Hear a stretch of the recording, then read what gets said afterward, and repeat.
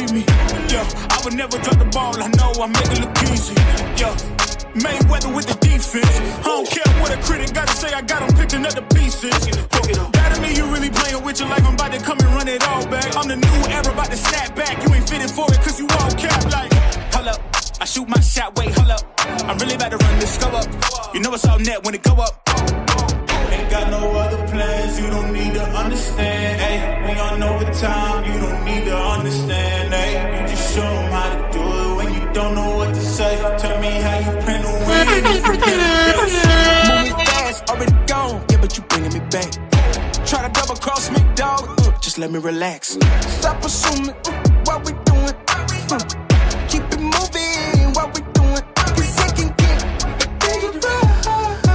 Cause it can get big right. Cause it can get big right. Hey, please don't play no games with me. I promise I'm too much. Hey, I can never let up even if you had enough. Hey, this ain't for the faint of heart. We always playing rough. I had enough, it ain't luck. I needed a vision, I needed ambition, I needed a mission to beat a submission with no intermission. I see the collision, the crash in the distance, they coming off track, no. Now when they ask what's the motive, don't talk about the show. They all about to see what I mean in the moment. I gotta keep going, I'm shaking the dice and I'm keeping it rolling. They already know. Ain't got no other plans, you don't need to understand. Ay, we on overtime, you don't need to understand. Ay, you just show them how to do it when you don't know what to say. Tell me how you plan to win if you plan to get moving fast, already gone, yeah, but you bringing me back. Try to double cross me, dog, just let me relax. Stop assuming what we doing.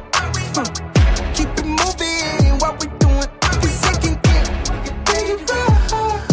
Cause it can get big right. Cause it can get big right.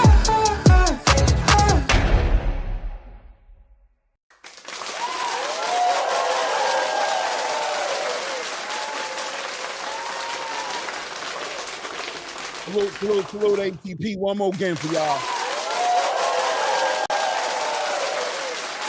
Salute to everybody in the building, man. Salute. It's another segment. Shout out to everybody in the building, man. Appreciate you guys for showing up. You could be anywhere in the world, but you're right here with your boy. And we got some building to do, man. A lot of stuff happening in boxing always, man. That's why this show is here, right? Because there's always something to talk about, man. I really probably should be running this damn thing Monday through Friday, but brother got bills to pay, right? We gotta get it how we living out here.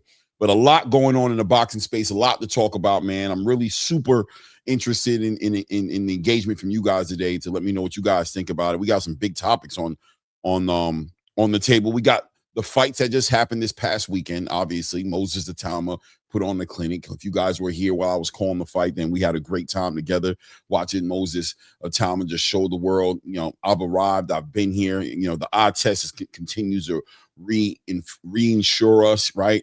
Keeps on revalidating the position that most of us, I'm sure, have on Moses Itauma, which is that he is a savant. He is a natural born killer. He is probably the highest sought after contender, heavyweight contender, prospect turned contender in the game. Moses continues to check the boxes and continues to answer the bell. Every challenge he gets, he stops these opponents over and over again. You got to give Moses Itauma his flowers. Questions about what he's going to do next, of course. Frank Warren's got one on his hand, man. How do you move somebody like that, right? How do you move somebody who's 13, 14 and 0, whatever his record is right now? Some people would argue move him slow, take your time, don't rush it with him. But other people might argue that, hey, man, timing is everything. And is this Moses Itauma's time right now?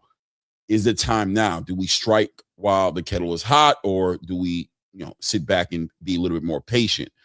Decent undercard as well, but I think a standout fight on the undercard for me was the Ezra Taylor fight. Of course, a sought out light heavyweight for myself. I've been looking at the light heavyweight division pretty closely lately, and I'm looking for those young and upcoming gunners that are going to set it off. I thought Ezra was going to be part of the conversation, and for all intent purposes, he may still be part of the conversation, but without a doubt, there's some adjustments that need to be made over there with Ezra Taylor. We'll talk about that a little bit today as well, as far as what we saw in that fight, right? The lack of adjustments, 12 rounds of zero adjustments, Willie Hutchins having his way with Ezra Taylor. And when you don't see, me personally, I don't want to speak for everybody, right? The community can speak for themselves. But me personally, whenever I see a fight go 12 rounds without any adjustments while a fighter's losing every single round, I start to look at the corner. I'm not going to lie to you. I'm wondering what kind of instructions are coming from the corner, or is a cornerman able to see? Is he seeing what's going on in the ring, and he's able to help that fighter get through to the next stage, right? At least get a different look, force the opponent to switch it up himself. Willie Hutchins was just super relaxed, laid back, like he was chilling on a beach in Jamaica, sipping on a Mai Tai. You know what I mean? No worries in the world. And I believe Ezra Taylor is a capable fighter, super capable, athletic fighter with power, with a good jab. He's shown so many good things. So we'll talk about that with Ezra Taylor, right? Then, of course, we had the card in the evening with the main event. I think everybody's talking about it right now. Sebastian Fundora puts belt to ass on Keith Thurman, a legitimate bludgeoning, and it was the worst case scenario outside of Keith Thurman getting knocked out. That was what I was kind of scared for Keith Thurman. That's why I was kind of worried would happen, is what we saw, which was Sebastian Fundora capitalizing off of that range, capitalizing off of that height, and Keith Thurman not having any answers for it in real time, just being battered from round 1 to 5 or 6, whatever round it was that the fight got stopped in. But it is what it is, right? Keith Thurman, an inactive fighter who hasn't fought more than 2 to 3 times in the past 6 or 7 years. Were we just fooling ourselves expecting Keith Thurman to show up in some kind of form or fashion that would give Sebastian Fundora any kind of fits? That's everybody's personal question to ask themselves. But moving on from that fight, and we'll talk about that fight, of course, and, Keith Thurman's post-fight press conference, which was a very interesting one. He seems to be upset with the judge, says the judge stopped the fight too early for Keith. Did he? All right, we'll talk about that. But more importantly, what we're going to talk about is a new story out of 154 now, is that Sebastian Fundora, after putting on that dominant performance, now has a boxing space moving around talking about Sebastian Fundora is the best 154-pound fighter in the world. Is that the case? Is Sebastian Fundora the best 154-pounder in the world? Guys, if you think he is, I wouldn't even be mad at you. I get it. I totally get it. Look, the guy's 6'6", 80-inch arm reach, southpaw, pressure fighter, devastates a name like Keith Thurman, who we remember back in the day as a unified welterweight champion, the best welterweight in his era, one belt shy of becoming an undisputed champion. And he comes up to the 154-pound division. Sebastian Fundora puts belt to ass on him, and he has him on the resume. And of course, people are going to take that for what it is. But we're going to talk about that as well today, because is he the best 154-pounder? And why, if he is the 154-pound best fighter in the world, why is he? What has he done? We'll take a closer look at Sebastian Fundora, former unified super welterweight champion, now WBC champion. We'll talk about all those things, and you guys let me know. Engage in the comment section and let me know what you think as we're talking about that conversation as well. On the undercard of that fight right there, I saw potentially the best 160-pounder in the world, guys. Right, Yoanli Hernandez really put up just. Terrell Gosha, I've never seen him dominated that way, never seen him looking that way. There was just really nothing he can do. And this guy right here, underrated off the strength that he should probably already be a champion, but high risk, low reward for Yoanli Hernandez. We'll talk about what's potentially next for Yoanli Hernandez as well, what makes more sense for him. Then we'll talk about the boxing space in the present moment right now is Devin Haney and Rolly Romero.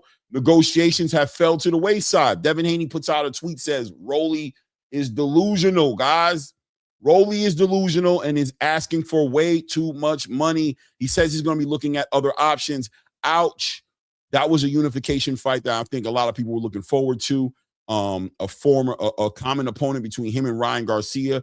Rolly Romero, you guys remember, upset Ryan Garcia back, what was it, February, or I can't remember, of last year, 2025. Was it February of 2025 or something like that? I can't remember exactly.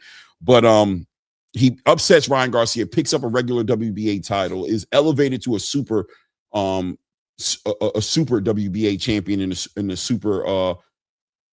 the welterweight division. I'm sorry, in the welterweight division. And, just neither one of these guys have been able to get the fight they want. Rolly was trying to chase down a Manny Pacquiao, was trying to chase down a rematch with Ryan Garcia, was hopefully looking at all kinds of fights, but wasn't able to get any of them to come through.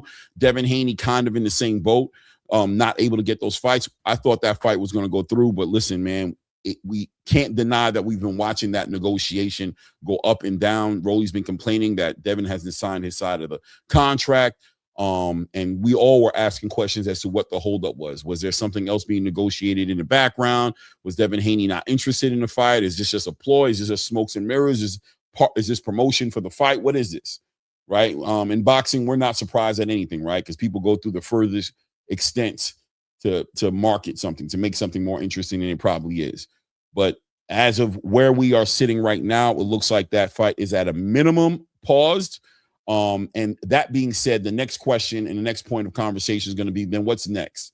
Announcement yesterday, guys. Giasov and Jack Catterall, Shakram Giasov and Jack Catterall will be fighting for a regular WBA title, an interim version of the super WBA title, whatever. We already know how these sanctioning bodies get down. But what makes it interesting is Jack Catterall is ranked pretty high on the WBO rankings. You would think that that'd be another potential option for Devin Haney. And obviously he's not. And Giasov was the mandatory to Rolly Romero. You would have thought that would have been an interesting fight for Rolly Romero, but it looks like Rolly Romero may have dodged the bullet on this one, as these guys will be fighting each other. So what's next for Rolly Romero? What's next for Devin Haney, a fighter with no home? He's not with Matchroom. He's not with Top Rank. He's not with Queensberry, right? He's not with Golden Boy. He's his own guy. We'll talk about Turki Al-Sheikh as well, because one thing's for sure, two things for certain. If you would have asked me about Devin Haney, I would have automatically brought up Turki Al-Sheikh. Where Turki Al-Sheikh hands off approach to Devin Haney has me recalculating, revisiting Devin Haney as far as what his real options are. Is Devin Haney the money man? Is he the payday without a real backing from somebody who's going to finance his fights for the future? Turki Al-Sheikh has stepped to the side. We haven't heard anything about Turki Al-Sheikh and Devin Haney. I haven't even heard anything about Turki Al-Sheikh's interest in Devin Haney versus Ryan Garcia Part 2. You would assume that he'd be involved in that, being he was involved with the first one, but I don't know, man. Turki Al-Sheikh going into this 2026 just hasn't really been in the places I thought he would be in, or hasn't been in the conversations I thought he would be in. You would have thought Turki Al-Sheikh would have been in the conversation of a Virgil Ortiz and a Jerome Butenis, or in the conversation of a Devin Haney and a Ryan Garcia, right? Or in the in the conversation of maybe a Shakur and a Ryan Garcia, or I don't know, right? Any of these fights. But he's not there. He's not in those conversations. Instead, he seems like he's been reluctant to speak as much as he used to. He puts on his ring cards. He was there for the Shakur Stevenson Teofimo Lopez fight, but yeah, not been there. So what does that mean for Devin Haney? What exactly does that mean for Devin Haney, and how are we supposed to look at this right now? If he's turned down this fight, I like to look at, and I always look at Bill Haney as a very cerebral, meticulous chess master in the business of boxing with the way he moves. So I want to believe something else is happening in the background. I want to believe that we should hear an announcement within the next week or two of something that makes sense. But, Xander was part of that conversation at one point in time, but we have a huge announcement from Xander Zayas, right? And Jerome Boots Ennis, who have officially announced their fight for June 27th at the Barclays Arena in Brooklyn. That potentially one of the biggest fights that could be made in a year, a huge needle mover on the back end of Top Rank coming over to the Zone. Now we're seeing the Zone looking like their own league. They have all the big dogs over there. The across the street politics have a whole different outlook on them. And this fight right here is a perfect example of them across the street politics being snatched down. That fence has been ripped out the ground and thrown into the recycling bins. And now it seems like it's open, no holds barred opportunity for any fighter to make a big fight right now. This right here being a potential example. We've seen Jerome Butenis from Matchroom getting an opportunity to become a unified champion, fighting Top Rank's the youngest unified champion in the game, Xander Zayas. We'll talk about that fight as well today. We talked about it a little bit last week, but it was a fantasy conversation, right? Let's be honest. We were talking about how great it would be, how sweet it would be if this fight would come together. I hope nothing falls apart. I hope nobody claims A side, B side nonsense and gets this fight flushed, similar to what looks like happened between Devin Haney and Rolly Romero. But look, man, when you got two young killers that want to fight, time and time again, we see it happen. Usually the fight happens when the killers really put their foot down. Shout out to Top Rank for getting out of the way of a young Xander Zayas, because I'm sure they've been advising him adamantly to reconsider this. You know what I'm saying? Why now, Xander? Why now? But listen, they got out the way. They want to make the biggest fights. It's a war going on outside. No man is safe from. Y'all know what song that's from. I don't got to finish it. So that announcement gets made as well. Xander Zayas and Jaron Boots Ennis. We got to talk about that, what it means for Jaron, what it means for Xander, what we're looking forward to see. How does Xander win this fight? He doesn't seem like he's coming into this fight as the favorite, which is what makes Xander Zayas such a unique character in today's boxing space, because there are not a lot of fighters who would necessarily move that way. You look against Sebastian Fundora right now, and we will talk about it later as well, as far as his position now on unifying titles, on becoming a unified champion, fighting the best guys in his division. Seems like he's focused on fighting legends, guys who used to be in their prime but aren't now. He just beat one in Keith Thurman, right? Now I'm hearing rumors of him looking at Errol Spence Jr. potentially as a fight, maybe a Jamel Charlo. Why not Xander? Why not Jaron Boots Ennis? Why not Josh Kelly? Why not Bakram? Why not the best guys in your division? And is it cool that we're calling this guy the 154-pound monster, the guy who's the best in the division? He's not only hasn't he fought these guys, but he's, to me, showing that he's clearly not willing or interested in fighting these guys. How's the PBC going to move Sebastian Fundora? All of that and then some, man. Shout out to everybody in the building, man.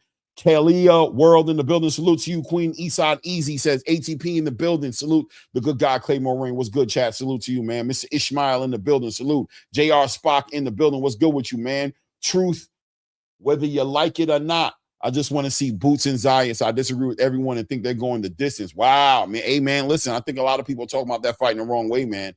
We could talk about it in a better way. Shout out JR Spark. Welcome down, Van Houder in the building. Cheeks, Mozzie Van Houder's father in the building. Good afternoon. What's good with you, fam? Blaze, pound for pound in the building. What's good, Blaze? What's good with you, King? Good to see you in the building, man. Mr. Lightning Boxing in the building. Salute to you, man.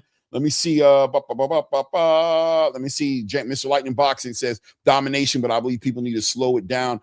It was only Keith Thurman. They're acting like he beat Terrence Crawford or something. We'll talk about it. Nostalgic in the building. What's good with you, man? Pugilism in the building says people sleeping on Keyshawn Craig. He's a popular B-side that can fulfill Ryan, Rowley, and Haney while they keep their A side of the negotiation. Keyshawn, the real B-side, doing B-side things. You know what? I do think about Keyshawn. We have to add him to the pot. Is that what Devin Haney's working? I don't know. Is that what he's working on? Bo Gutty in the building says, hey, fan from Team Hackett. That's my guy.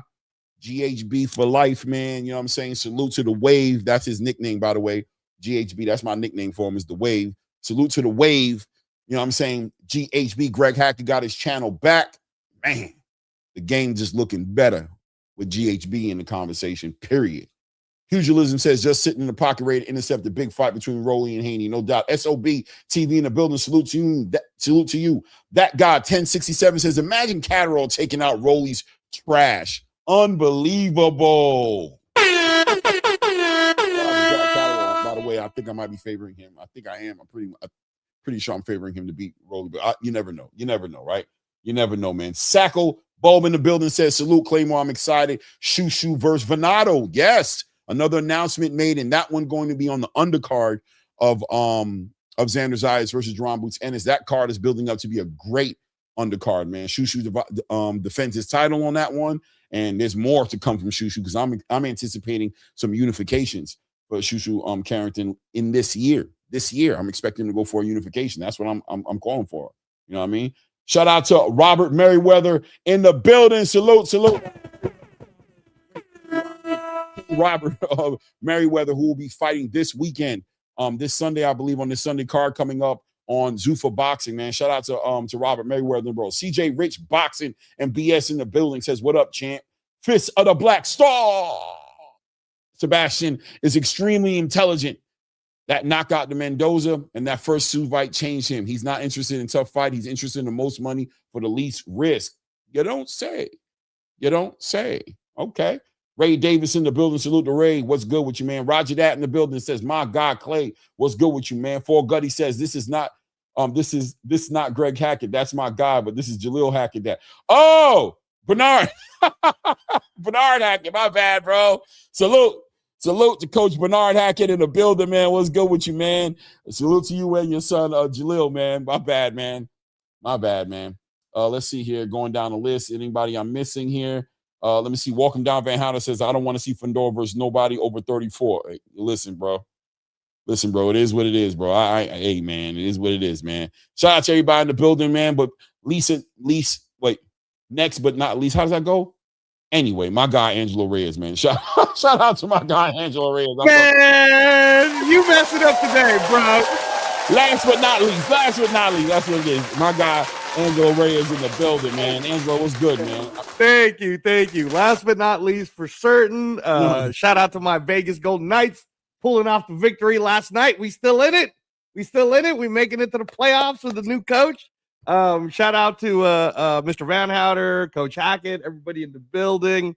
Yeah, you know what's the most exciting thing, Clay, is that there is so much boxing going on in 2026 that the news cycle literally changes like every 2 hours, right? Like because again, I think we got used to in the past, and when I say that, I'm talking, between 2012 to 2020, right? Like 21, where you're just being fed American boxing news and you're not really understanding that boxing is global. But now, because of social media and how everybody's together, and Matchroom, who's killing it, by the way, man. Shout out to you, Eddie. You've been putting out some good shows, man. Hey, like we are super fair, are we not? Is ATP Combat Media super fair?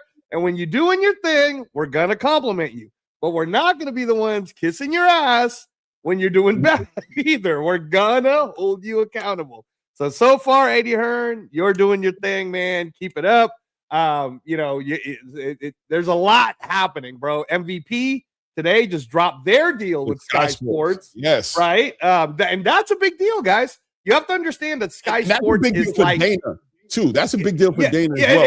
It is. It's kind of a back and forth.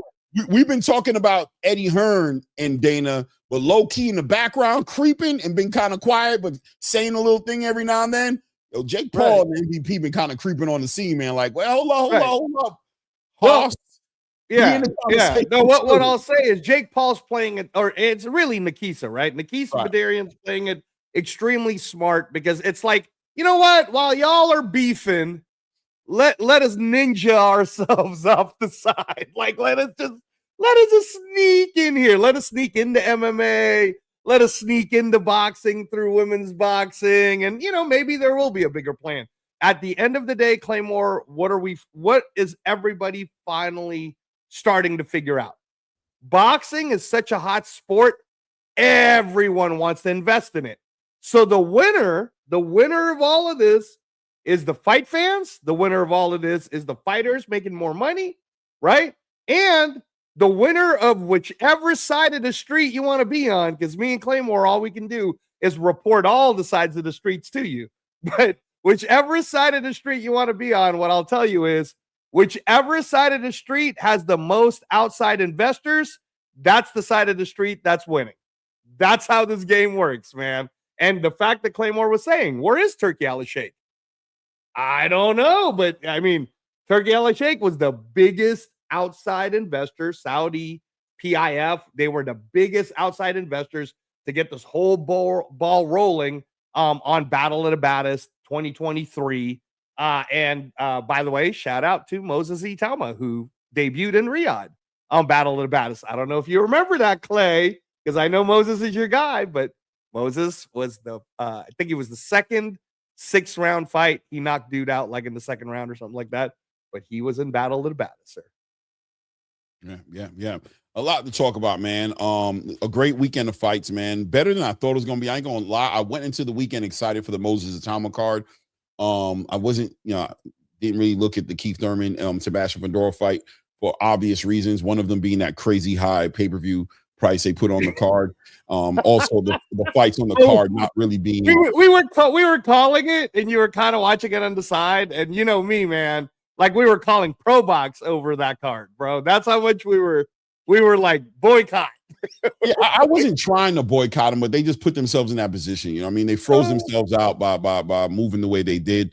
But listen, man, the biggest news, in my opinion, on that card is this new jacket being put on Sebastian Fundora as the best 154-pound in the world. I get it. I really do get it, but it's something to talk about for sure. We'll talk about that as well. Shout out to Yoenli Hernandez. Shout out to Coach Hector Bermudez. That guy, Yoenli Hernandez, to me, is the best 160-pound fighter in the world. 160. Yeah. He was Ring Magazine #2, but if Adamus is doing what you said Adamus is going to do, I mean, it's not what you're saying, but it's what Adamus is saying. I know, but I'm just saying, man. Like, I think it's what you said he gonna do. Yeah. And Claymore said it, y'all. No, just kidding. What the hell, bro? I can't. I'm gonna stop telling the news. I'll tell you that right now. I'm getting tired of these jackets I'll be getting, bro. You know what I'm saying? I'm just gonna start minding my business, bro. I didn't say my business, bro.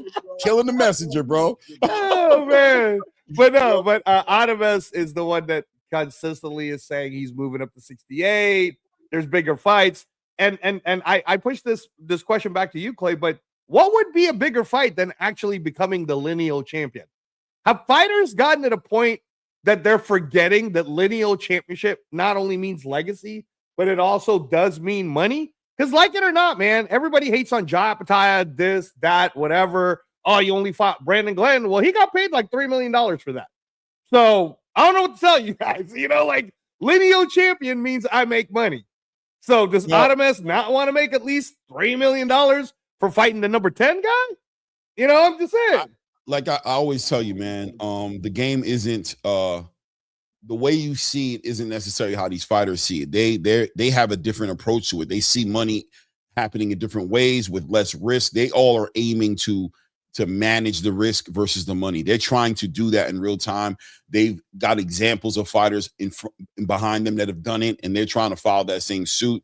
So yeah, is the lineal championship big on the legacy? I mean, I think that falls back onto the conversation of that and one idea, like I was telling you about, and the structured legacy driven side of the boxing game. The and one side, you're looking at a Sebastian Fundora right now who looks like he's being artificially flavored. He looks like he's being moved in a way to present the world as he's something that he may not be in real time. Now, Sebastian Fundora is a fighter who I've always given respect to.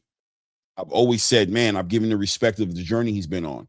But I ain't gonna lie to you. His talking points as of late, very disappointing. And what I'm hearing about coming in the future, I'm hearing Errol Spence Jr. if he beats Tim Tszyu, maybe a Jamel Charlo. That Keith Thurman fight was weird. And meanwhile, you're vacating belts. You're not caring about unifying, which to me means you don't care about fighting your contemporaries.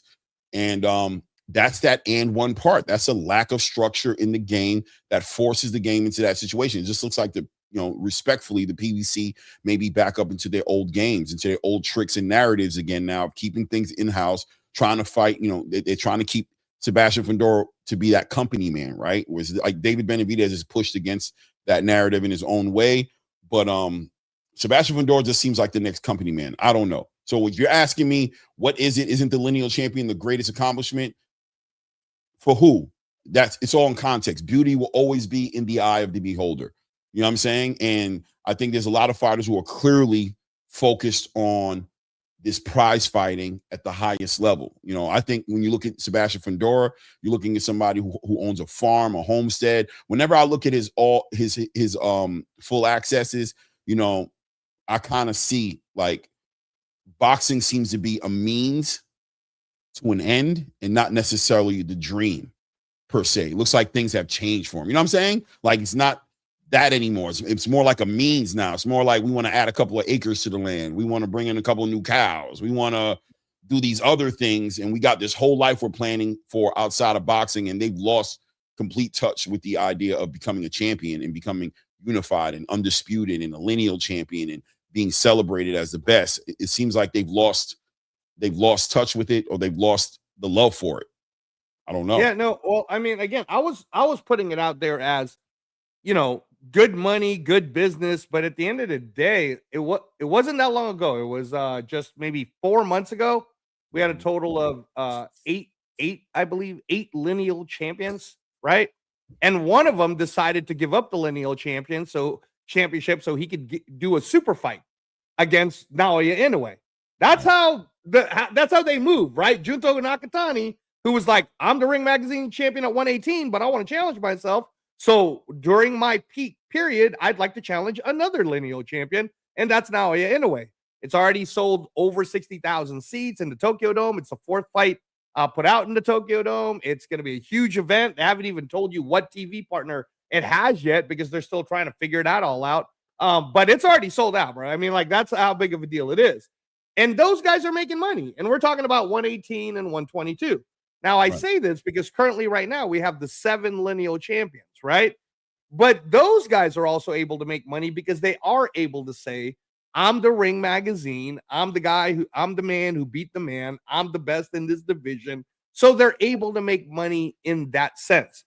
And I circle it all the way back to what you're talking about, where PBC is playing these games of, we're going to keep everybody in house, and we're just going to tell you that this is coffee, even though you're really grinding shit for me, right? Like, I respectfully, but that's, it's like you're trying to sell me too hard on something that now, with boxing being so global and us being able to see it through DAZN, through Paramount Plus, right?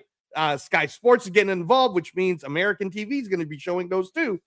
Well, we're just kind of like, you can't really fool us anymore. You can't fool me, at least. Fundora, you all right. You all right. You're okay. You're okay. You know what Fundora reminds me of, Clay, right? And shout out, hold on, let me switch this up, Clay, because we are in NFL season. Shout out to my Las Vegas Raiders. So let me just tell y'all guys, you know what Sebastian Fundora reminds me of during this NFL time period that we got? Draft coming up April 23rd. We're very excited to get our number 1 pick, is when you're scouting people and then you see all the potential. You like go, oh man, this guy's going to be a killer, Clay. This guy's going to be a killer when he makes it to the NFL. This guy's going to be amazing when he makes it to the NFL. And my problem with you, Sebastian Fundora, is you haven't made it to the NFL, bro. You just haven't. You haven't fought anyone yet at least in my opinion. You got to fight somebody in the ring top 5 if we're going to start calling you the number 2 best, or some people are saying you're this and you're that. The only problem I really have with Sebastian Fundora is, some people keep saying, Clay, that he's a problem. The only problem I got is, seems like you just want to fight for your WBC belt and whoever they're willing to feed you for it, man. No, that's definitely what he's saying. That's what he's talking like. That's what he's saying, that he's very comfortable with that WBC title, and he's comfortable with the sanctioning body and the way they clearly have had conversations on how they're going to move him. He's clearly liking that picture they have of him, and he's moving to the beat of a different drum, man. 100%. Let me look at what people are saying here in the chat real quick here. I know people are going in, man. Let me see here. PBC priced themselves out. Dana's coming for everyone. He sounds confident. He got the funds to make things happen. Yeah, no doubt, man. Yeah. Jesus Ramos will be him. Who? Yoenli? Okay. It's like 80 Ross. Rocket Job justified $80 premier boxing, maybe, Yeah, I mean, it is what it is. We all got our opinions, right? We all got our opinions. Shout out to my guy HLD one in the building, man. Salute HLD. My guy King Blake in the building says, after Zayas loses the boots, he can fight Fundora.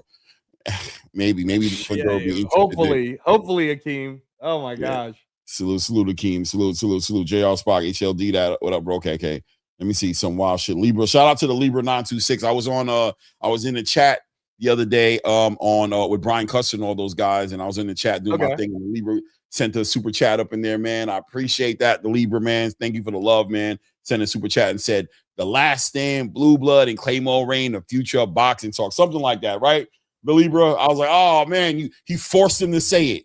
Brian Custer was like, The Last Stand, Blue Blood, and he's like, Claymore Rain? Okay. I was like, yeah, the Libra showed me love, man. You know what I'm saying? Always shout y'all, no doubt, man. I appreciate the love, man. That was ill, man. I was blushing a little bit, man. That was what's up, man. But yeah, that's man. Awesome. I think globally the space is really finding out, Clay. We have a lot of international subscribers right now, and I think they're just finding out. If you want to hear factual, not so much opinionated, but just factual conversations on what's going on in boxing, you probably want to come to ATP Combat Media. I'm just saying. I'm just saying. He said that's how. He said no cap. That's how you handle nonsense. Okay. It is what it is, bro. Jesus Ramos looked like he barely got past Shane Mosley. Oh no, who's he? Was it Shane Mosley? They just fought each other? Was it? Did Jesus Ramos fight Shane Mosley? Yeah, yes, it was Shane Mosley Jr. Who's shout out to Zufa. Shane Mosley Jr. with Zufa now. So he barely got past him, man. Jesus, maybe though. Maybe you never know. You never know, man. I mean, until it happens in the ring, any given Sunday, man. Anybody at least got a puncher's chance, man. It is what it is, man. But yeah, man. Not Keith Thurman, bro. Not Keith Thurman, but all right. He had one until he didn't, man. Those people picking Keith, man. There were people picking Keith, man, who thought Keith could do it, man. He got a beat, man. Did you see the pro fight press conference? Man, dude, I just can't deal with the PBC nonsense right now. But yeah, I saw a little bit of it. I saw a little bit of like Thurman going, this and that. It's like, bro, your face looked like Martin, in the Martin episode. Bro, the idea that this man said it was just getting good. I was like, huh? I had to hit him with the German Shepherd. I was like, it was just getting good. Okay. You know what? To be fair, like, look, we how often have you and I spoken about how I'm always for the whole end it early, let the fighter live another day. This is a very dangerous career to have. People die. Literally, there's an average. I think the average is 12 deaths per year, which is crazy for the sport of boxing. So I'm glad they ended it early. But in Keith Thurman's defense, I will give you the coach's eye about it. All right. I understand what Keith was saying because in the later rounds, he did catch Fundora finally with like a couple of shots, right? And from a coach's perspective, like I can see that. I'm like, I get where you're coming from. But also from a coach's perspective, what I would say to you, Keith Thurman, is, bro, why didn't you just do that earlier, man? You don't have time to set up traps against Fundora. You got to go after him right off the bat. And you were like too busy. I don't know what style that was, Clay, but I think at one point, I thought he was literally trying to break Fundora's hand with his face. I thought that was like part of the game plan. Like, I was like, yo, is Keith's game plan to like, yo, I'm gonna. What were you like trying to headbutt his fist? Like, brother, you were getting battered, bro. And shout out to the referee, man, because I mean, you're putting him in such a compromised situation where he wants to give you all the respect, but you're just not defending yourself well. You're moving, and the thing about it with Sebastian, his arms are so long, his steps are so like he's like 1-2 steps, and he's on the other side of the ring, right? He's already up on you. Oh my gosh. So he just couldn't find the athleticism wasn't there, the legs weren't there to really do what he probably in his mind pictured happening, which is, I'm sure what I saw in the fight was he was trying to be on the back foot, and he wanted Sebastian Fundora to press him. And his idea, he was going to slip all these shots and walk Sebastian Fundora into some bad shots, right? As Fundora's coming forward, I'm going to use that momentum combined with my punching power, and I'm going to catch him coming in, and I'm going to sit him on his pockets. I kind of get it, but it wasn't working. And I mean, he started too late too. He started way too late. Yeah. Right before he got stopped, it started to work a little bit, but once again, the price of admission was high for Keith Thurman. Man, you just didn't give the referee too much to work with. The doctor was just in his corner in between the round, before the round he got stopped, and was just kind of like, hey man, you good? Hey, so you want to go forward? Like, everybody was giving you the signals, Keith. Right. You should have done a better job, and maybe you couldn't do a better job. Maybe that was the best you could do. That being said, yeah, bro, hard for me to push back at that stoppage, personally. Right. Hard for me to push back at it. Yeah, no, I'm always down for the early stoppages. But yeah, but again, for everybody out there, and we've had our private conversations on this, Clay, so I won't make it public. But for all of you who kept saying that Fundora's the this and the that, and he's the great or whatever, he's nowhere close, man. He's nowhere close. Attitude-wise, he's not even in my top 10, and I'll tell you why. Xander Zayas just made a fight with Boots Ennis. And if we're playing the old game, the A side, B side, that side of the street, this side of the street, then on the business perspective, I can tell you every reason why Xander Zayas should not be fighting Boots Ennis. I can tell you, I mean, if we're going to play that stupid game, right? I can tell you that he has 2 belts. Why does he need to do that? Look at what Fundora did. Look how smart Fundora was. Fundora dropped the belt to avoid a fight with Xander, and that way they can, make more money, right? And I talk like this, and I'm mocking it because I hate it, Clay. I hate it, but I understand it because from the business side of it all, I understand that game. I understand the game of, why would you fight the young gun when you should be fighting the older people, right? So at this point, like, wouldn't it be smarter for Zayas to offer more money to Errol Spence, right? You know what I'm trying to say? Wouldn't it be smarter for Zayas to offer more money to Tim Tszyu? Like, there are other fights that Zayas could take. And instead, what did he do, Clay? He was like, nah, F that shit. I'm going to fight you. I'm going to fight you in New York. I'm going to fight you in front of all my Puerto Rican fans. Bad Bunny's going to be front row when I whoop on you, Boots. And what does Boots do? Boots gets on, I think it was a YSM, and he's like, hey, man, I'm tired of people playing with me. I'm going to beat the brakes out this kid, and everybody's going to find out I'm the reason. I'm the best 154. I'm the king up in this piece. The zone knows that the real reason why this fight got made is because of me, because I'm Boots Ennis. You see what I mean, Clay? Now we get excited because we're like, yay! 23 years old versus 28 years old in the early peaks of their career. Yay! And instead, what's Fundora doing to us at 28, bro? Who you fighting? I heard it was Charlo. Charlo ain't fought since what? He wasn't 154 since 2022, bro. Come on, man. Come on, man. Yeah, man. Let me see here. HLD1 in the building says, shout out with the $10, man. I appreciate it, man.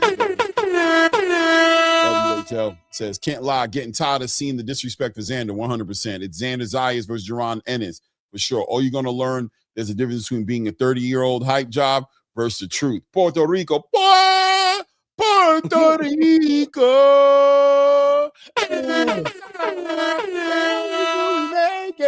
Even though you play, we still made it to the top. Bam, bam, bam, bam. That's my best version I got for you. I probably didn't even get the words right, man. Shout out. No, without a doubt, they're sleeping on Xander Zayas 100%. They're sleeping on his ability. But, I mean, look, it's legitimate, right? It's legitimate pushback. Just gave a great, some great perspective on how one could argue he should be moved versus how he's choosing to move, right? There is an argument there to say that Xander Zayas, as though he's a unified champion, he's a young unified champion, the youngest unified champion in the world. On the back end of all that momentum, he's building up for himself with that crazy homecoming he had, right, against Abbas Baharu to become unified champion, challenging himself that way, coming off of it, that WBO title, and going directly into a unification. Most of these fighters aren't doing that. He wins, and then he gets put in the Super Bowl commercial for that weekend. He has so much momentum. A hander like, let's say, Oscar De La Hoya, right, would have been like, Xander, no, you don't need to do this. We don't do it like this. We can make bigger fights. Let's get you with Errol Spence in Cowboy Stadium. Let's get you a fight with Keith Thurman. Are you crazy? We make so much money. Xander, don't trust me, right? He would, I mean, his clapback Thursdays have been, no, who's Boots? What has he done? He hasn't done nothing. Boots Ennis? Why him? We don't got to fight Boots. Xander, right? Thank God that's not what we had to deal with. We had a Bob Arum who's probably too old to give a shit at this point in his life. And who's like, look, kiddo, I don't think you need to do it. But if that's what you want to do. I mean, Jared Anderson's dumbass wanted to fight Bacole. So whatever. Yeah, kid, I haven't eaten a steak in about 10 years. I don't give a fuck what you do with your life. I'm just trying to make it to tomorrow morning. You know what I mean? Go ahead. You know what I mean? I wouldn't, but hey, let's make it happen. And Xander's like, no doubt. You know what I mean? He's the guy who pushes his fight. People didn't think it would happen. I believe, not to stroke my own ego, and I don't like to toot my own horn, but I believe about a good 6 to 9 months ago, I was sitting here campaigning right here on the platform, telling you guys that the biggest fight that could be made at 154 pounds would be Xander Zayas and Jaron Boots Ennis. That was going to be the stylistic clash that was going to change the game. That was going to be Boots' biggest challenge. I know Virgil Ortiz was the fight that everybody wanted to see, and that's just because, and I wanted to see it too, first of all. I wanted to see it too. But it was just going to be a big punch out. And honestly, I kept telling you guys, I thought Boots was probably going to dominate Virgil. I know we'll never know. I've been saying it, bro. Everybody was calling me a Boots glazer, and I'm like, I'm telling y'all, it's styles make fights. And I love Virgil because I'm also the guy that says, Oscar, if you want to get a quick win, have Virgil go fight Fundora and watch what happens. Fundora's gonna get knocked out by Virgil Ortiz. And I know a lot of people are going to push back at me about it, but I believe in Virgil like that. I think styles make fights, right?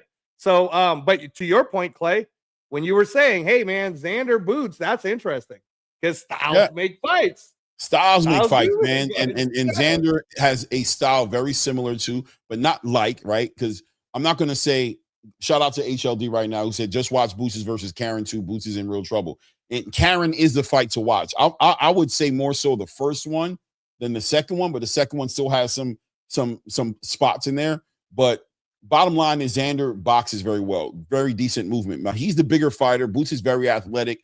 He can move as well, and that's going to make the fight interesting. But I think Xander's going to force Jaron Boots Ennis to get into that particular bag, because he's not going to fight like a Stanionis or Avanesian or you know what I'm saying, any of those fights, or Roman Villa, or some of the best fights that you guys can remember Boots being in. He's not going to fight like those fights, or an Usama Lima, right? He's going to fight like a Karen or a Devin Haney. He's going to fight very patient, very defensively responsible, great movement. He's going to be slipping shots. He's going to be scoring. He's going to be winning rounds. And that's going to be the conversation, I think, at the end of this fight will be who wins the lion's share of 12 rounds. I don't think Boots stops Xander. I'll be honest with you. He can, but I don't think he will. I think this fight goes a full 12 rounds, but I think whoever wins this fight not only is the best 154-pounder in the division, but I think we have a new 154-pound super welterweight inductee into the pound-for-pound list. What do you think? Well, I mean, you already know that I believe that the winner of this fight should be the lineal champion. They won't do that. I know they won't do that. I mean, unless they really are doing the whole they're going to enforce the vacancy rule, which is when the champion is vacant, anyone from 1 through 5 in special cases could actually be the lineal champion. So if you're going to enforce that rule, I've been saying that Xander Zayas should already be way above in terms of his own rankings anyways.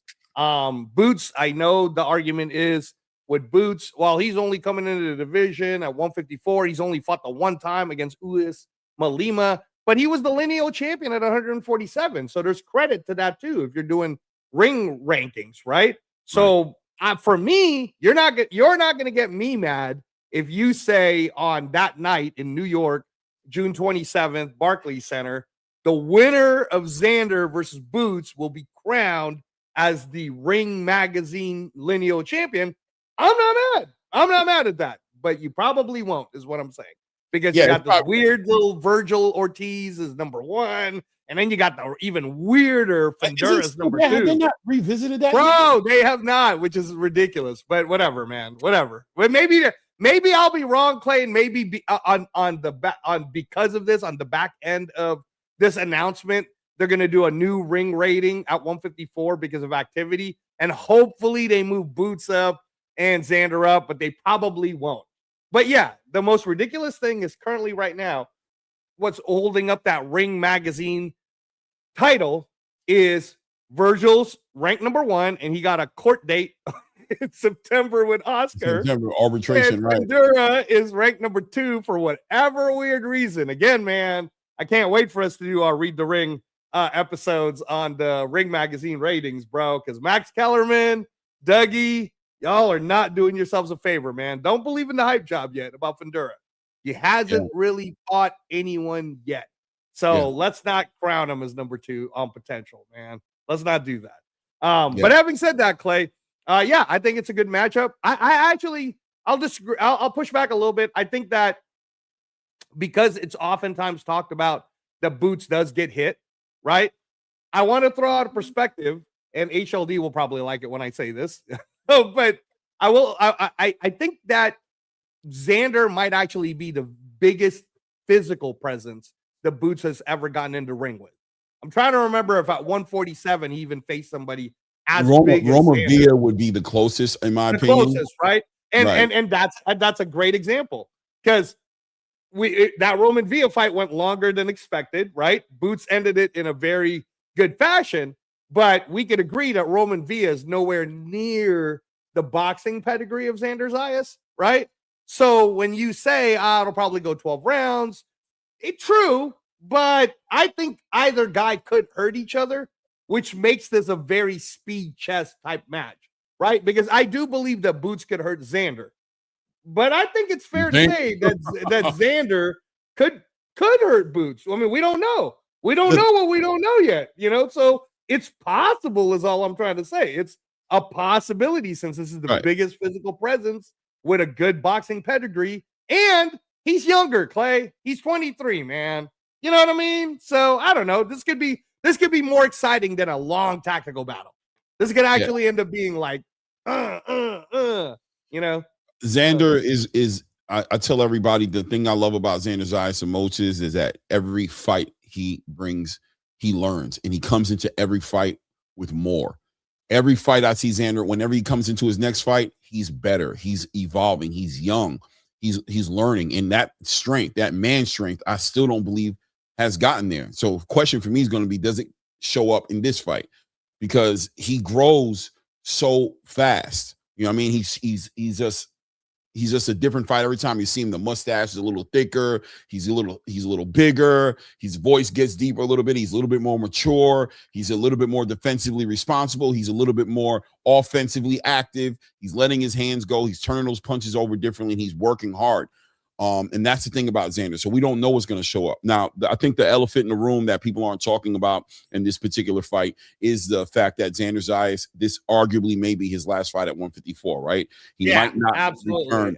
This is it. Yeah. Right. No, he might not return. Did you see him hitting that bag? I mean, look how big that boy is, bro. Right. Oh my God. So that being said, there is the whole weight cut thing, right? He's gonna make the weight. I know he is, but you never know when that shows up, when that nasty weight cut shows up, to when all of a sudden it becomes difficult and his body starts to put the pressure on him to move to 160. If he goes into this fight right here against Jaron Boots Ennis, and that does become a factor, that's another intangible that we have no idea if it's going to be there or not. And of course, when Xander gets in trouble, if he gets in trouble in this fight, this is where Boots' experience is going to play a big part in this fight, and Xander's experience of being able to control a fight and not being able to control this one, having to punch your way out, slug your way out, fight your way out, tie him up, survive even. Xander may very well, more than likely, will face adversity he's never faced in this fight. What do you think? Yeah, no, absolutely. And again, it's right. Like there's going to be, and this is why, like HLD is an example of, I'm telling you, in terms of popularity favorite, it'll be Xander. The Puerto Rican global community is going to be behind Xander. Bad Bunny is going to be behind Xander. Xander's the one that's more known out, to the casual space, like casual fan bases and whatnot. Because Boots isn't really like a social media guy, bro. Like Boots ain't doing like a bunch of Ryan Garcia stuff. So Boots is the hardcore, hey man, we know this is the baddest MFer in the game guy, right? Like where everybody's in there. But just if you want to just go take away emotions, take away race, take away community, and just go off of facts, Boots has 31 knockouts in his 36 fights. Xander has a total of 23 fights. Boots got 8 more knockouts than Xander got in the entirety of his pro career, bro. So, you know what I mean? Like in terms of experience, if it gets down and dirty, it's certainly more of an uphill battle for us to find out how good Xander really is than it is for Boots to do anything. But where Boots needs to not fall into the trap, Clay, is thinking it's going to be an easy fight. Boots needs to come at his greatest A game, bro. Kind of like when Floyd did it to Diego Corrales. Remember Floyd Pretty boy Floyd against Diego Morales. Super defensive. But remember how everybody was kind of hyping that up? Oh, I don't know. Floyd beat the hell out of Diego Morales. You know what I mean? Like, that's kind of what Boots needs to show us is like, hey man. I think it's gonna be a balance of both, because I'm a fanatic of whoever. I'm a fan of whoever brought you to the dance. Go home with that person, right? And Boots, up until this point, has been the flashy showboat guy. He's been the guy who's taking the risk. That guy is going to be needed in this fight to a certain degree. It's going to be about balance, because I feel like if Boots overcommits to not being that guy and showing the world that he's this other guy, that could be a bad combination of that could hurt Boots. You got to have faith in what got you here. 35 fights into his career, right? Well, how many fights into his career right now? Is it 35? Is that the number? 36. Because he has that one weird draw or whatever that was. Remember? He had a draw? He's got 35 wins or something like that. It's 36 fights, though. No, it's 35. No, it's 30. He's 35 wins with 31 knockouts. And watch, there's a -1. There's a -1 on his record. Yes, I know. I look at it all the time. Yeah, I don't see it. I'll tell you exactly what it is, too. I'll look it up for you. So, but yeah, no, I mean, look. The fact that we're even talking about this right now, it's fun. Thank you and I got to do the whole shout out to the Zone, man. You know, I think the Zone is the one. No, he doesn't. The Zone is the one that's forcing these fights to happen.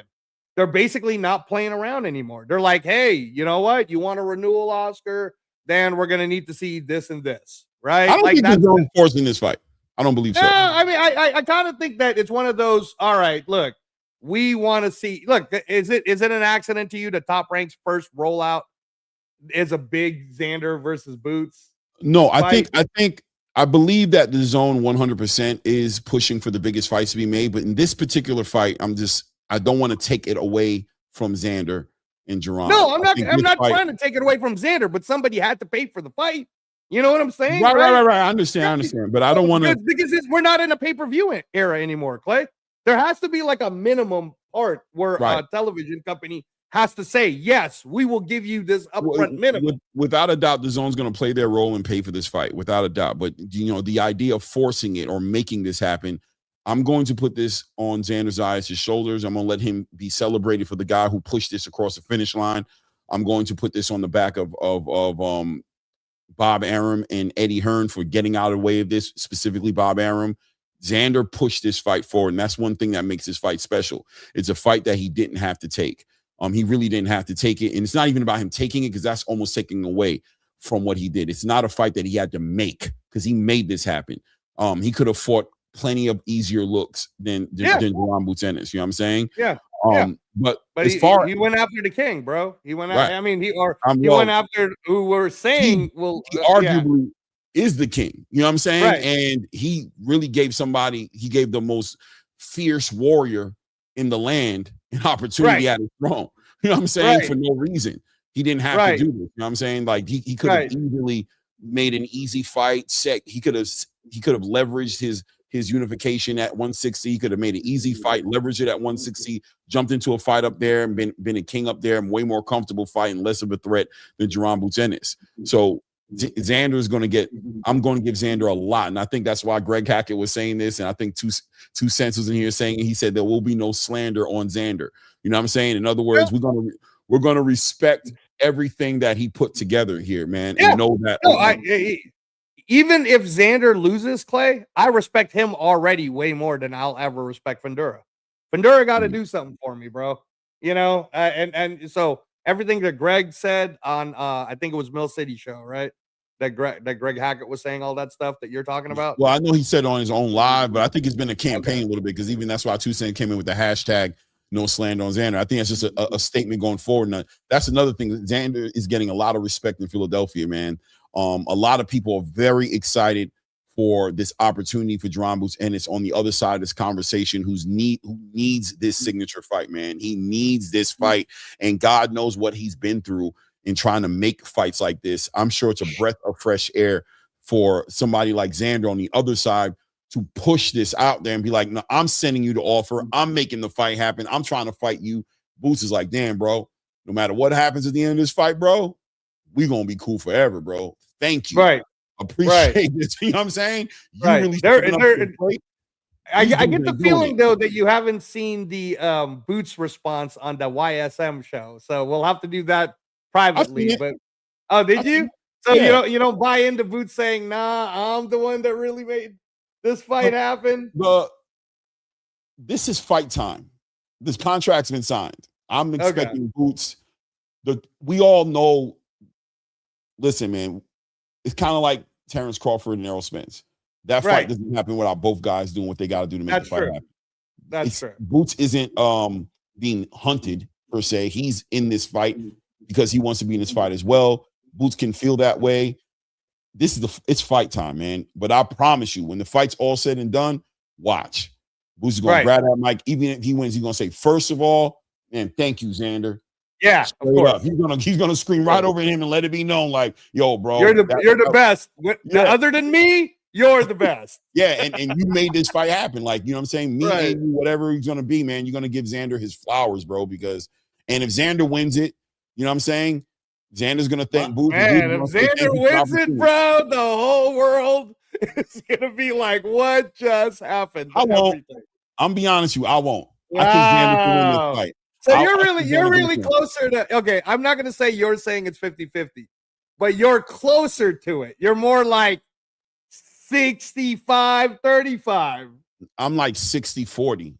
65-35. Wow. 40, yeah. You're 60-40 Boots? Because I'm going to be honest with y'all, man. And I'm going to be honest with Team Xander Zayas. I love you guys, man. You guys are awesome, but you know I rock with Boots. And you know I've been rocking with Boots since he was 23, man. I'm like 90. I'm like 90-10, bro. Like 80-20 at best. Man, I think Xander's going to show up, man. I think he's going to fight his heart out. No. I think he will too. But in terms of who will win, I'm very 90-10, 80-20. I think it's a 60-40 fight. You know what I mean? Somewhere in that direction, 65-35, because I think Xander is going to show the wrinkles. And I think he's really going to put a game together for Boots. I really believe they're going to go into this fight confident they're going to win it, and they're not going to be overconfident. They're not going to play where they're not supposed to play, but they're going to try to force this fight to be where they know they can win it. And I think it's going to force Boots to box. And I think there's a potential discomfort that we might see come from Jerron Boots Ennis' side that can translate into some rounds getting taken away from him. I wouldn't be shocked at all going into 11, 12 round this fight.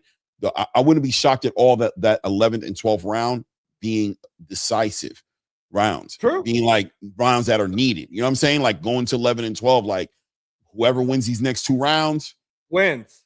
You're talking it could be like Abdullah Mason, Sam Noakes type. Yes.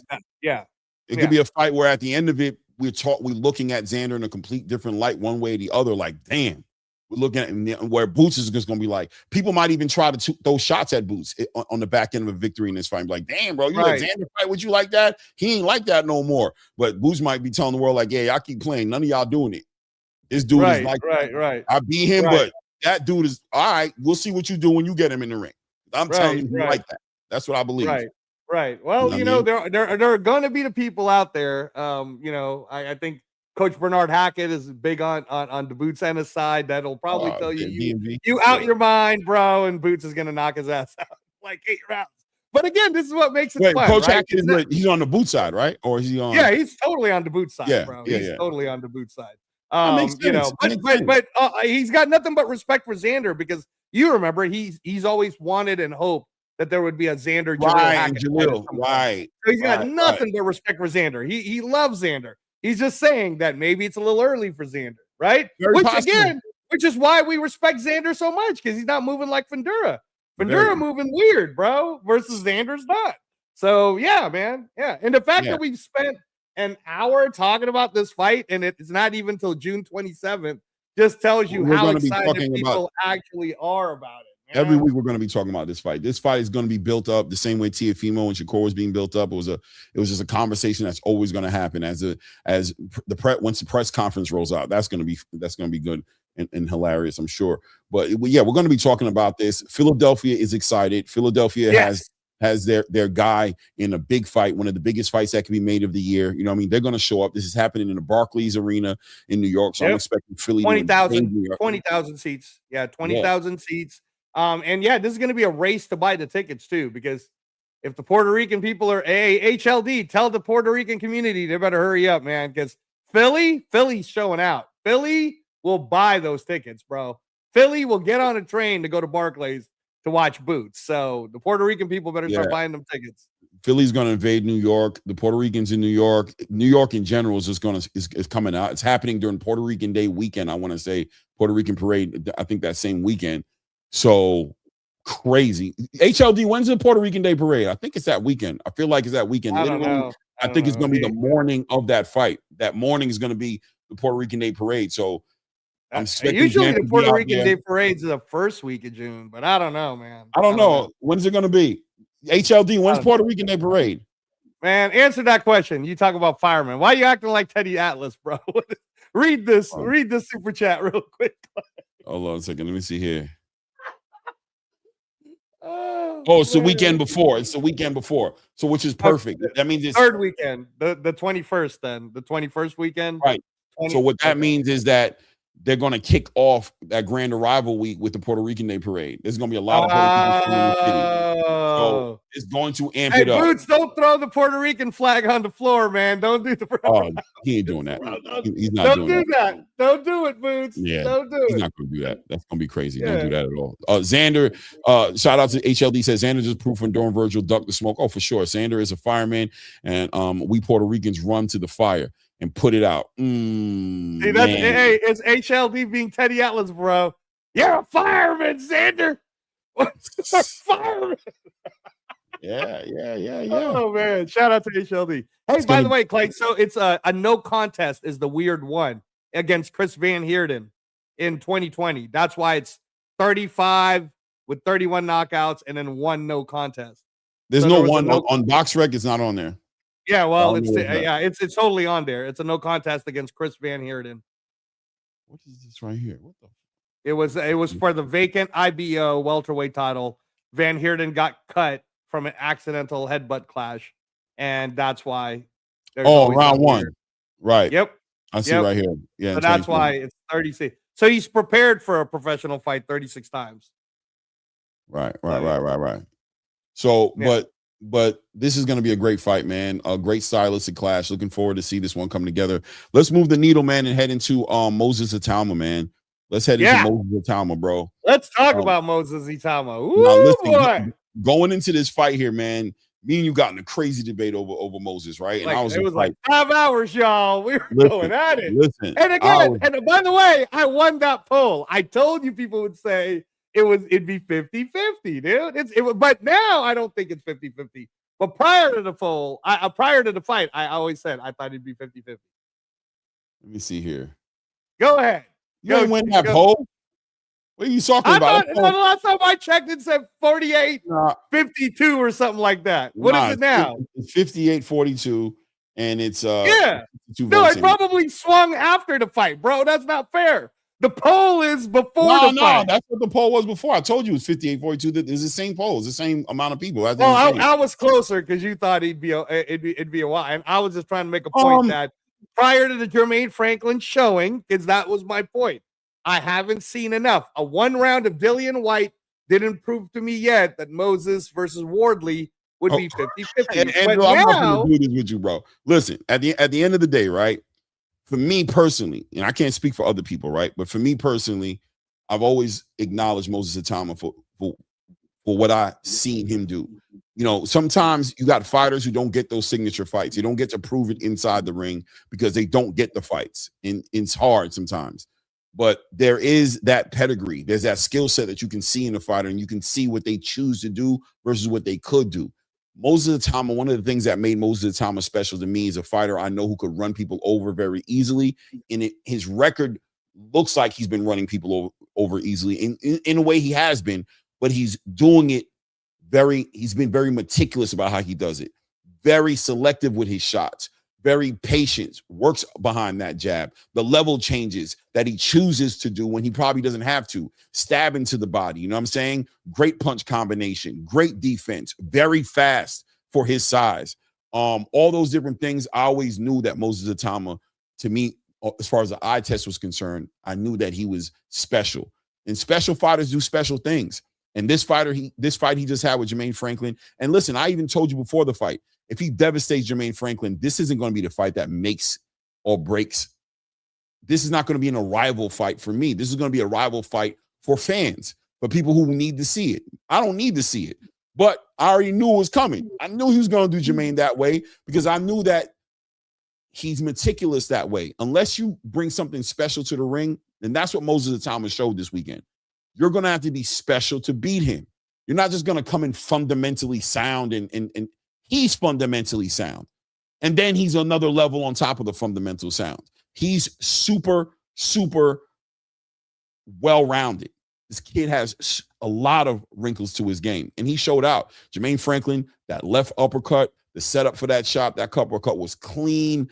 I think he didn't even need to hit him with that right hand. He should have probably, it was almost unnecessary. It was almost mean of him to hit him with that right hand after he caught him with that left uppercut. And the build up to it as we was calling the fights, 1, 2, 3, 4, 5. Shout out to Jermaine for taking him to the 5th round so we could see him be there. He was whooping his ass, bro. He was just ahead of the game. Every round, every time he went down to the corner, we were just sitting here going like this. Damn, bro. Damn. He's just flawless. Shout out to Moses Itauma, man. And the question is obviously going to be, what's next for him? But what do you think of the fight? Now that man, look, I you know that, you know, there's the you and me conversation, and then there's when I start to put the coach's hat on. So the Reyes analysis on this one, Clay, is that shout out to Ben Davidson, to Lee Wiley, to the team, because I know what it's like to have to deal with a young person like this. And for shout out to Moses for being the disciplined athlete that he is, and he's been competing forever, man. He's been in the amateur since he's a kid. You guys can go check out a lot of his amateur fights. I mean, his first youth national title, I think when he was like 13 or 14 or something, was there in that same arena at Manchester, right? So 7 years later, he's there knocking out Jermaine Franklin. So it just shows you that this kid is about it, and that he's God gifted when it comes to the boxing side of it. But it takes an entire team to make a person like Moses Itauma get down to 242, right? Because that was the first thing that I saw. As I was like, wow, he's 242 for this fight. That means he's coming to play. He's now. The other thing I'll say is, if you guys really pay attention to the fight and you analytically look at it, he actually did try to knock out Franklin in the 2nd and the 3rd round. And that's why, shout out to Jermaine Franklin. You didn't get knocked out. Like he did try, though. He pushed the pace. I saw it. I could see it. Like the way he was throwing. Because sometimes when you see a fighter, they can't help themselves when they're young like that, Clay. In some cases, even veteran fighters do this. Well, they'll overreach on a power punch because they really thought it was there. And I saw that a couple of times in the 2nd and the 3rd round. And what I liked about Moses is, even in the corner, he said, hey, man, let me slow this down. And I think he even starting to recognize at the young age of 21, bro, you're going to knock everyone out, but you're not going to knock them out all the same way.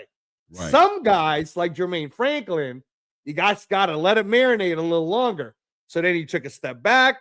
Round 4, he started doing a little bit more setup. He started using his footwork a little bit better, right? Setting it up, little feints, right? He was doing the Usyk. He was doing the little up downs. I was like, all right, young man, all right. And then when he caught him, Clay, that little half step, I told you, it reminded me of Pacquiao versus Ricky Hatton, bro. He did that little half step back. And when Moses has even talked about it, he said that was just a reaction to what they drill. So I'm speaking to all the young fighters out there and all the coaches who are coaching them. Drill a lot, man. If you got a young man who's willing to drill a lot, then you're going to have a Moses Itauma type. So at 21, Clay, everyone, bro, Frank Warren, everybody's so excited about this kid, and they want to push him now. Gustavo, the WBO, is already going to make him the number one, or he's going to talk to the panel about making him the number one mandatory for the winner of Dubois Wardley. But you heard me when I said to you, the fight for this kid is he's the number one at the WBA. Make him fight Murat Gasayev and get that belt already, because I think he could beat Murat Gasayev right now. So don't play around. Don't give him no weird ass little Jared Anderson tune-ups. Like, no. Let him go get the WBA already. Let him be a champion. Yeah, no doubt. I agree with you, man. And I'm glad that you shouted out to corner, man, because corner work is very important, man. I've been one of those guys who's always preached, this is a team sport, man. People don't like to go with the team sport narrative because it's two fighters in the ring, right? One fighter versus one fighter, and you hear a lot of fighters talk about, the reason I love this sport is because I don't like team sports, because if I lose, I know it's on me. It's not nobody else. And with the team, blah, blah, blah, blah, blah. But I always say, yeah, that's true too. But that can coexist in the space of your trainers, your coach, your strength and conditioning guys, your nutritionist, that whole team that's living with you, carrying it with you for 3.5 months, getting you ready for that fight. It's a team effort, bro, because when it's all said and done and a victory happens, guess what? It's never just you in the ring, what I'm saying, talking by yourself. There's a whole squad that runs into that ring carrying you on their shoulders because they all work their asses off to get you to that point. So the corners need to be celebrated. It's underrated, understated how much the corners make a big difference. And shout out to the Moses Itaumas and the Terrence Crawfords and the Shakur Stevensons and those guys who are quick to let you know in their speeches. First of all, thank God. Second of all, my trainer, Bud, Dre, Keyshawn, you know what I'm saying? My strength and conditioning coach, and they started pointing out people, and you be like, who the hell is this guy? Same thing with Moses Itauma, just let it be known. Why was I like that? Because Ben Davidson and me ran that drill over and over and over and over. Who do you think came out with that strategy? Ben Davidson.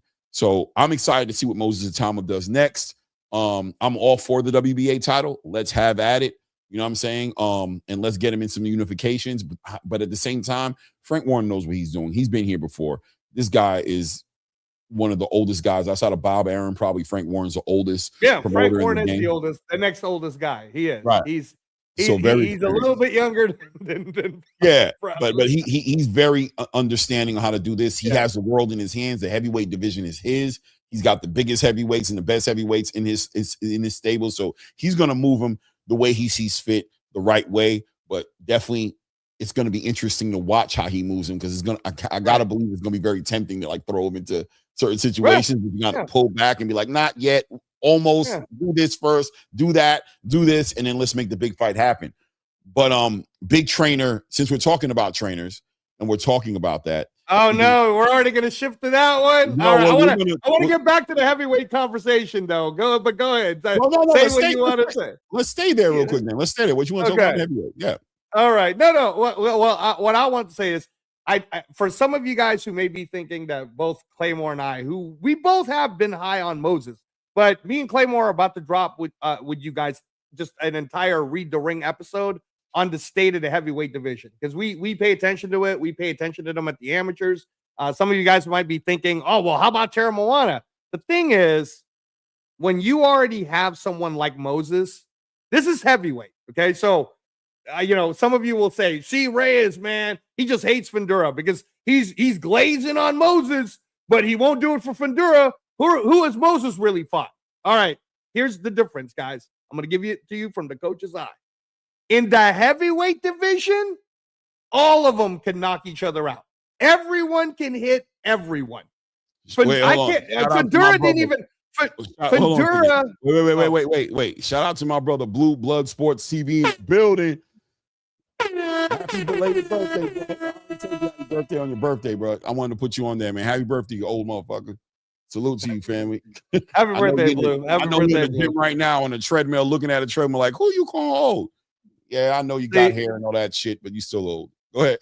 Blue, you always busy, man. If you ever hit me up next time you're in Vegas, you're gonna get the best Filipino food of your life. But do your thing, Blue. Do your thing. It was good that you were in Vegas. So let me get back to my point before people start harping at me. I'm giving to you from the coach's perspective on this, that in the heavyweight division, when you have someone like Moses, who's 21 years old, who's already ranked #1 in 2 sanctioning bodies, you just don't mess around with it. This heavyweight is different, right? He's had all the years of experience already in the amateurs to build a skill set. He has a great coaching team around him who understands. Just trust me, if I was a part of that coaching squad right now, Clay, I'd be like, I don't give a fuck who you put in front of us, Frank. Like, we will prepare for it. We will do a scouting report and the whole bit, and our guy will be ready. So now, if you're Frank Warren, you're like, well, since I could choose, since I have the option to choose, why would I choose Tara Moana? That ain't no money there. Why would I choose Bakhtir Jalilov? Because trust me, right? There are other guys that we're going to say on the Read the Ring episode that you guys are going to go, oh, I never even knew about that guy. I didn't even know about that German heavyweight. I didn't even know about this heavyweight, right? So keeping in mind that, again, the heavyweight division is very different. It's the one that can really move the needle through global boxing. Moses Itauma is only 21. He just turned 21, and everybody's this excited about him. So that's why I'm pushing for Murat Gasayev. Probably, though, what I'm hearing through the grapevine is he's going to fight Jared Anderson if Jared Anderson beats Solomon Dakers. Right? So for the people in the chat who keep asking me, Angelo, man, tell us the top 5 American heavyweights. I'm going to keep it real with you guys. Jared Anderson is still there, obviously, but we'll see. Right? Richard Torres is supposedly fighting Frank Sanchez here in Vegas for the IBF eliminator, but it'll probably turn into some weird interim situation or even a vacancy because they're probably going to strip Usyk on May 23rd for the Giza fight. So Richard Torres, I don't know if you heard Richard Torres, bro, but he was calling out Moses. He was like, I want him next. I was like, oh, Lord child, you got knocked the hell out by Jalilov. You might want to man, you better get through Frank Sanchez, man. You're doing a lot there, right? Relax, bro. Relax. So what I'm telling you that unfortunately in the American heavyweight space, what we're looking at is, you know, what I'll say is what people are familiar with is Wilder's fighting this weekend against Chisora. So Wilder's an American heavyweight. Jarrell Miller is fighting Pero here in Vegas at the end of April, right? So that there's that. Andy Ruiz, we don't know when he's going to make the announcement to be with Zuffa, but at some point he will, right? And then, you know, you're gonna hear about the Rocket Edwards. Yeah, see, Blue knows. He just saw Jared Anderson sparring. So there's Joshua the Rocket Edwards, right? And you're gonna name all this stuff. To me, I'm going to hold out on my hope for who I think will become the next great heavyweight for the American boxing space. And that's going to be the Mozzie Van Houter who fights for Zuffa. I think Dana knows what he's doing. I think if Dana moves him the right way, and really more importantly, and if I could speak to Mozzie at some point, I'm sure we'll have him on the show. But I just want Mozzie to know that what Moses is doing is he's being disciplined about the craft, man. And Mozzie, you're just like Moses. You've been in the amateur since you were a kid.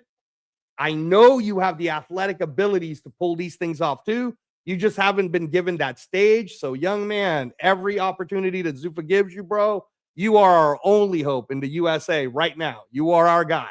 You are the one. He's only 21, Clay, and shout out to Mr. Van Houter who lets me see some of the work.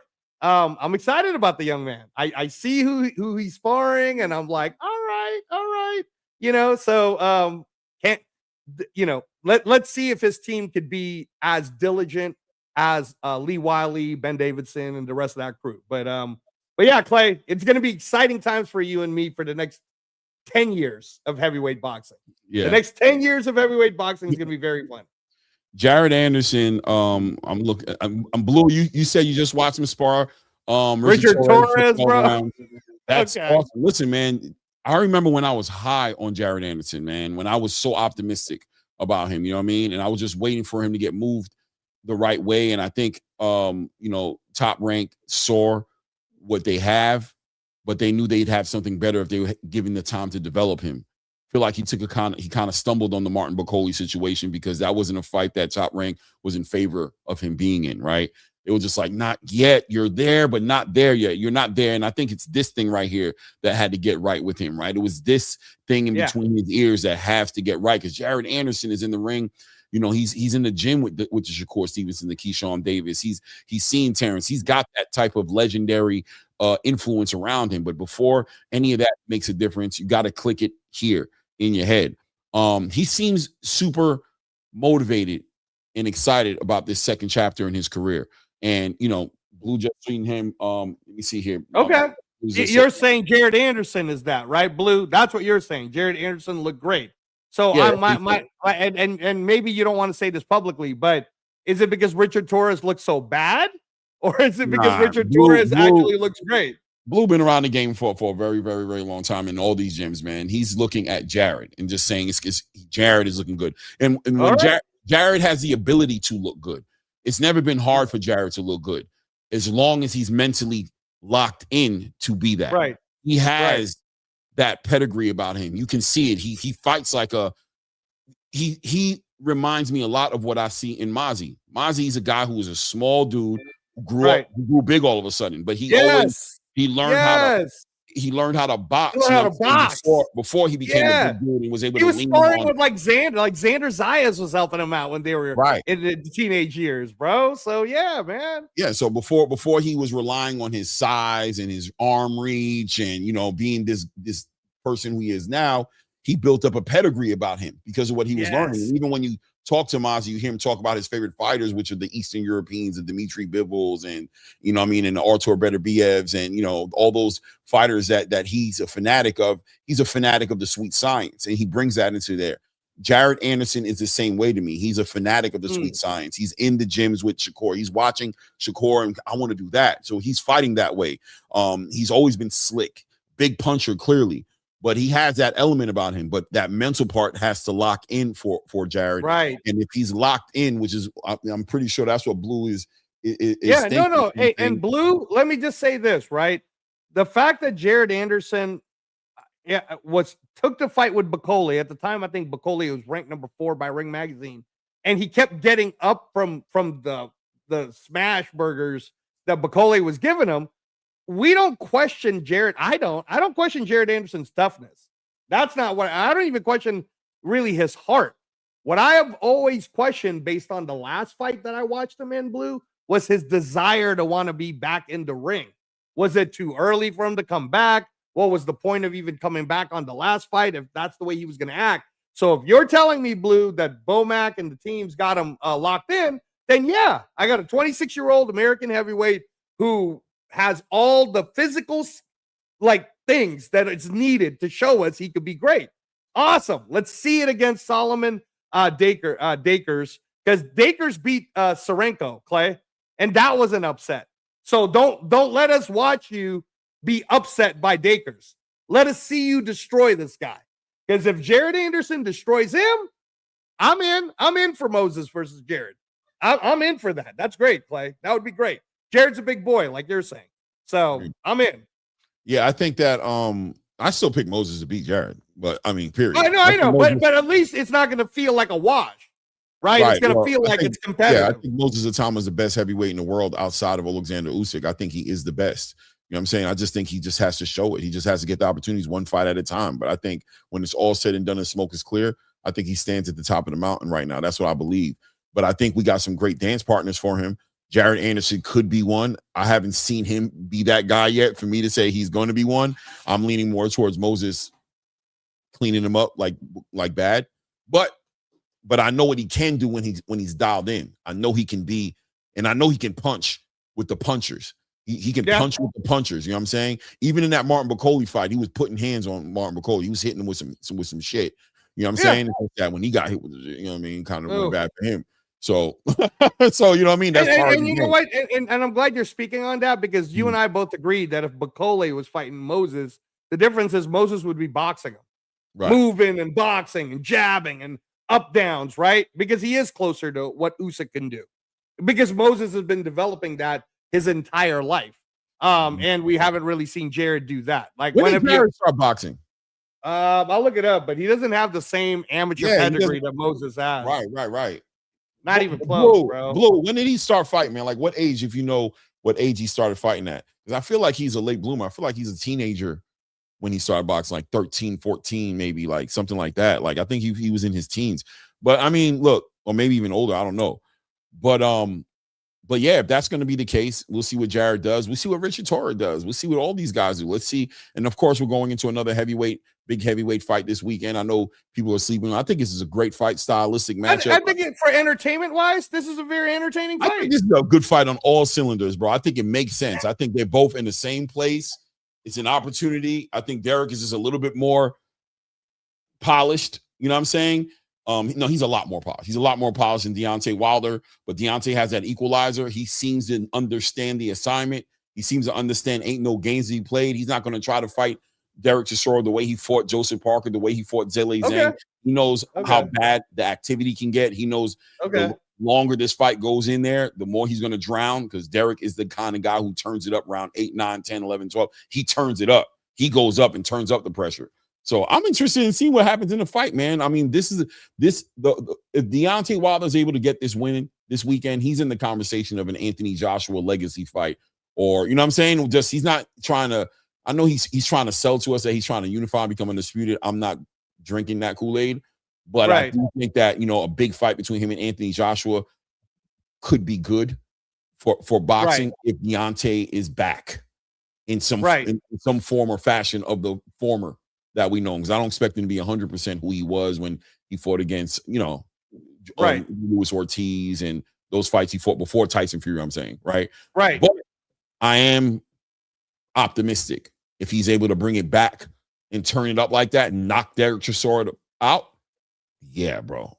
I'll be interested in seeing Wilder's a needle mover. Netflix would definitely be interested in a Wilder versus Joshua fight. That'd be a great comeback fight for Joshua, because he's training with Usyk right now, and we finally get to see Joshua versus Deontay Wilder, right? But come on, Clay, let's not pretend like Deontay Wilder could have an opportunity to be the best heavyweight in the world again. I mean, Usyk wants to fight him, so let's see that. Right? Yeah, I'm just saying the opportunity.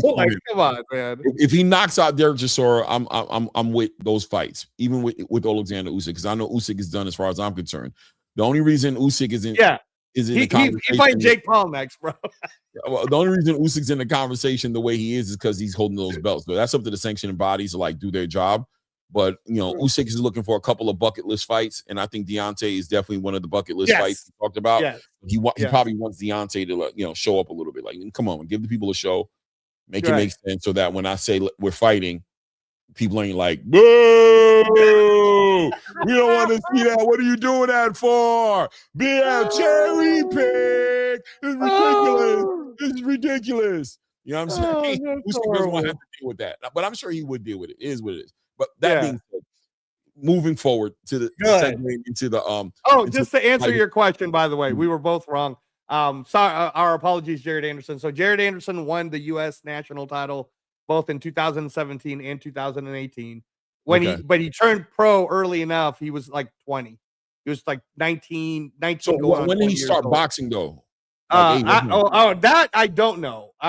So now I'll have to look that up. But look that up. I'm thinking he was like 12 or something, 13. I don't think it was that young. Yeah, I don't think he was. It was even older than that, huh? When he started boxing. Yeah, he was older than that. So kind of like Deontay Wilder. How Deontay Wilder got into the amateurs, then he ended up going to the Olympics in Beijing. Right. Yeah. Okay. You're getting at the skill set. It's not like Mozzie, who was like a little boy and then learning how to box and sparring against Xander when Xander's 13. That's what you're trying to say, right? Right. I'm trying to say he started later. You know what I'm saying? Yeah. Because Moses started when he was a kid. Hey, little buddy. Yeah. His whole life, he said he's been on that, man. So, but hey, look, it is what it is, man. Looking forward to see how the heavyweight division moves forward. Look out for the Read the Ring episode on the heavyweight division. I have a feeling that's going to be a very interesting conversation, and we'll try to put that whole division on perspective for you guys. I think we're doing the same thing for all the divisions, to be honest. Well, at least most. Yeah, but we just want to do it in episodes because you and I are basically taking our 5-hour conversation on one division, and we're trying to get it in right. It's going to be multiple episodes for sure, but I think eventually it'll be. I think we're going to hit. I know we're going to hit 47. 154, the heavyweight. Yeah. Probably gotta, jump into the super middleweight. We got to do 168. Yeah. We got to do 175 because you know how I feel about Benavidez, man. But we're about to talk about 175 right now to a certain degree, right? So Ezra Taylor, man, a fighter I've been very positive about. I've been telling everybody, man. On the back end of watching Najee Lopez do what he did a couple of weeks ago, I'm like, yo, out in UK, they got a dude over there, Ezra Taylor, bro. I'm telling you, that's a legitimate, you know what I mean? We got to keep an eye on this dude, you know what I mean? He rolling with Malik. But you know what I'm saying? The last time I seen him, he was looking real clean. As I always say when I talk about Ezra Taylor, what do I say? He's capable, right? Right. That's my favorite thing to say about Ezra, right? He's capable. You were very excited. Very excited. He's a very capable fighter. Almost as excited as you are about Najee, in fact, with Ezra Taylor. Yes, you know what I'm saying? Because I looked at him at a minimum as a great dance partner. I said, man, he's part of that generation of the next up and coming light heavyweights. But he gets in the ring with Willie Hutchins, and he just is a fish out of water. No answers, outclassed, round 1 to round 12. That looked bad. To say I was disappointed would be an understatement, bro. It'd be an understatement. Almost heartbroken, but it is what it is. The boxing game doesn't lie. You know what I mean? The ring doesn't lie. The fight doesn't lie. It told us some things about Ezra Taylor. The question is, where and why did we see what we saw? Is Ezra Taylor not like that, or was it just the wrong game plan? What was it? But Willie Hutchins did whatever he felt like doing in the ring with Ezra Taylor. Frustrated me, to be honest with you. But what'd you think about it? Yeah, no, I know you were really frustrated about it. You know, the prospect I was looking at in that card was Shaq Thompson, who was winning all the way until he got knocked out. But Ezra Taylor, I did think just like you were, hey man, this could be a good Najee Lopez Ezra Taylor, or at the very least, they'll meet each other at a certain point, because everything that, Ezra Taylor kind of made a name for himself in the British scene. And, I'm Mr. watching the UK people all the time, especially in amateurs. So in the amateurs, people were like, oh, whoever this guy is, he's pretty good in the amateurs, right? He turns pro in 2020. They kind of move him, a certain way. But when he beat Troy Jones and Steve Woodall on his last fight, that was kind of like like the Najee Lopez moment, right? Like, oh my God, he knocked this dude out in the 9th round. He knocks out Steve Woodall. So then they figured, let's go fight Willie Hutchinson. First question would be, was it too soon to have him fight someone in the top 10? Because Willie Hutchinson, up to that point, had only lost twice. Once very early in his career. The only other time was against Joshua Buatsi, bro. And Buatsi still has a fight of the year candidacy against Caleb Smith from February of 2025. So it ain't like Buatsi does, he's in the top 10. So that's what we were excited to see. I know you were very excited. You were already damn near crowning Ezra Taylor, where you were like, Ezra Taylor's going to beat Hutchinson. He's going to be in the top 10. This is going to be great. So what I'm setting up here, what I'm setting the table on is the way you felt, and people like Toledo Trees and a lot of people felt, is that Ezra Taylor has the physical ability. Ezra Taylor has shown the pedigree. Ezra Taylor should beat Willie Hutchinson. Instead, what you saw, Clay, is what I said, which was, I sure hope Ezra Taylor does not end up like Jeff Lacey, because he made Willie Hutchinson look like Joe Calzaghe, bro. Like it was bad. It was bad. Yeah. So now I point it back to you, sir. Based on just your own eye, is it more Ezra Taylor, or is the coaching? Because Devin Haney went out and spoke out about it, bro. Well, shout out to hard, Devin Haney, man. A little hard, but it is what it is. Shout out to Devin Haney, man.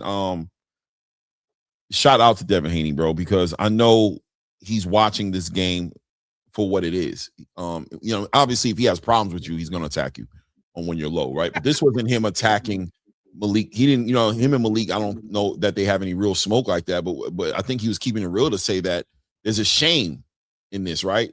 Understanding that Ezra Taylor is capable of so much more than what he did in that ring. He's just a better fighter than that. He's a better, he has the ability, he has the acumen to be better than what we saw him do inside that ring. And listen, man, I know people hate when you put it on the trainer, coach, right? When a fight goes like that and it's like, hold up, bro, you just want to throw the coach away. Nobody's throwing Malik Scott away. I'm not trying to throw Malik Scott away, but I think it's fair play, bro. You know what I mean? You're being very fair. You're being very fair. It's a team sport. You understand what I'm saying? Like, when you watch a fighter like Ezra Taylor get outclassed by Willie Hutchins, who at points in the fight was just switch hitting, hands low, having a good time, laying on the ropes, slipping shots, moving around, he was just doing whatever he felt like doing inside the ring. He was actually dancing at one point, Clay. Yeah. He was dancing at one point. He's over there doing what he wants to do. So no adjustments. I'm watching the fight. I'm looking for an adjustment. I'm looking for Ezra Taylor to adjust and at least cut the ring off better, at least make it to where Hutchins has to fight more honest, right? Like where Hutchins isn't taking all those risks. He's just showing his comfort in there. And if he's not, look, you the trainer, you the one with the trainer background. You know what I mean? When a fighter's moving like that, if I don't see any adjustments, I think it's fair play to at least ask. Yeah. And Malik, what instructions were you giving him? What was the game plan? What were you seeing? And what did you want to see Ezra do that he wasn't doing, or that I'm confused. I'm lost. And I feel like everything needs to be looked at, because once again, I landed here. Ezra Taylor is a capable fighter. He's capable of fighting better than what he did in that ring that night. Right. And again, this is coming off of a win from knocking out Steve Woodall in the 9th. And then before that, beating Troy Jones. So ability-wise, the easy thing to say will be, man, Willie Hutchinson's really good. And no wonder he's in the top. By the way, he's in the top 10. Yeah. Well, I mean, hey, a lot of people believe, by the way, Adam Hurley, I hear you. A lot of people believe that that Hutchinson really beat Buatsi during that 5v5. Exactly.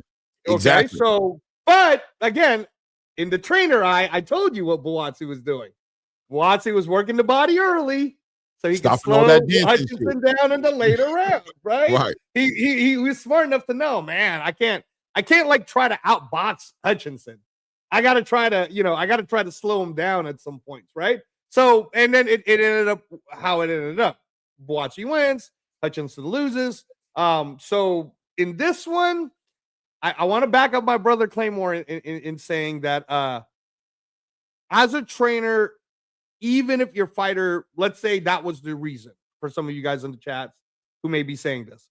If your fighter doesn't listen to you, then as a trainer, you have to look yourself in the mirror and say, maybe I'm not the voice he needs to listen to. And then you pull yourself out, right? Hey, man, this is, this, because I always wanted what was best for my fighters. I've told you how I've purposely taken them to Freddie Roach, even though they're comfortable with me, because I was like, I just want you to hear it from a different voice, or Uncle Roger Mayweather, right? Like, hey, I just want you to hear it from a different voice, because sometimes different voices actually is better than the same voice that maybe they've gotten used to.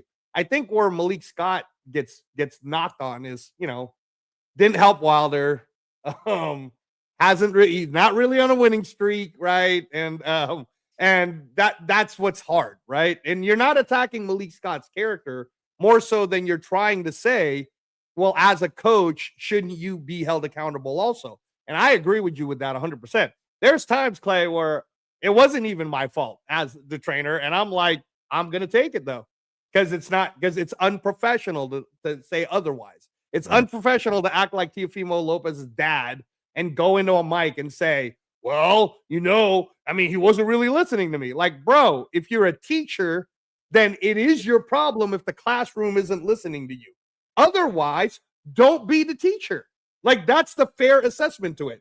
And it's not an attack. It's just that if a third grade room, Claymore, is not listening to this substitute teacher, then it's time to bring in another substitute teacher. That's how it works. And I'll land it like this, okay?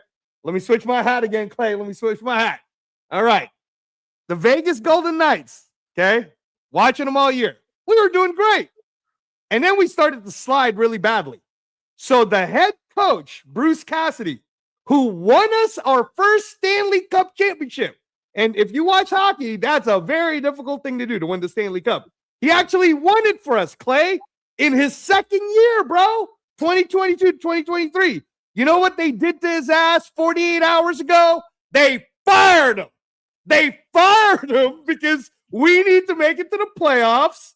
And he was on a 3-game losing streak. He's only won 3 games out of the last 10. So we've been losing a lot, and we might not make it to the playoffs.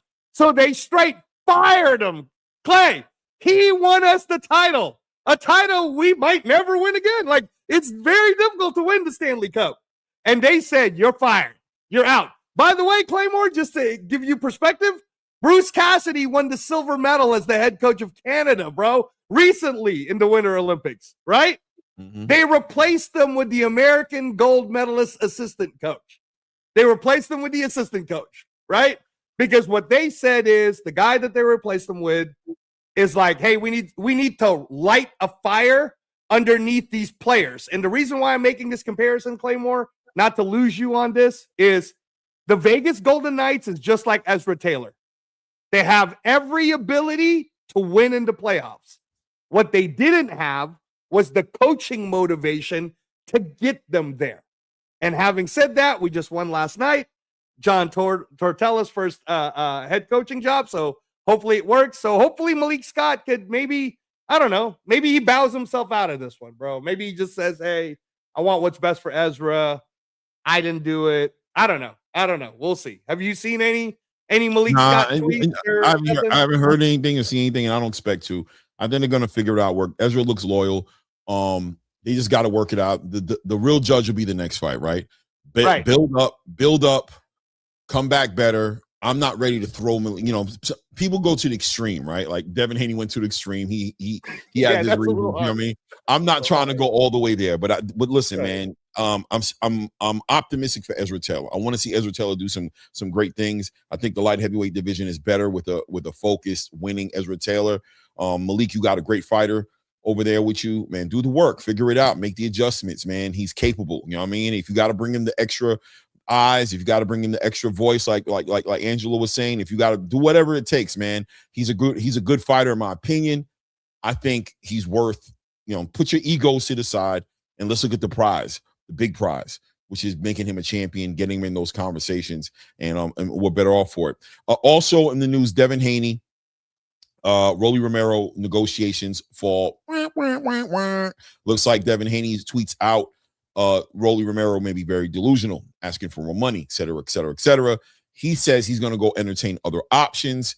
Haven't heard anything from Rolly Romero except for him probably trolling Devin, saying, I told you guys he ain't like that. I told you. Did you hear what Showbiz said? Because I know you're a Showbiz guy. Oh, Showbiz is kind of trying to explain the narrative that there are some that are saying that that Devin Haney was ducking Rolly too, right? Mm-hmm. So it's going to be an interesting point of conversation.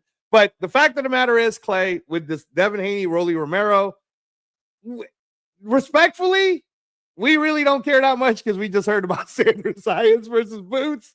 So y'all are going to need to entertain us, and hopefully, Rolly, you're going to figure it out. Because what I heard is that Shakram Giasa was fighting for your belt against Jack Catterall in May at Giza. Devin, you're still the best 147-pound fighter.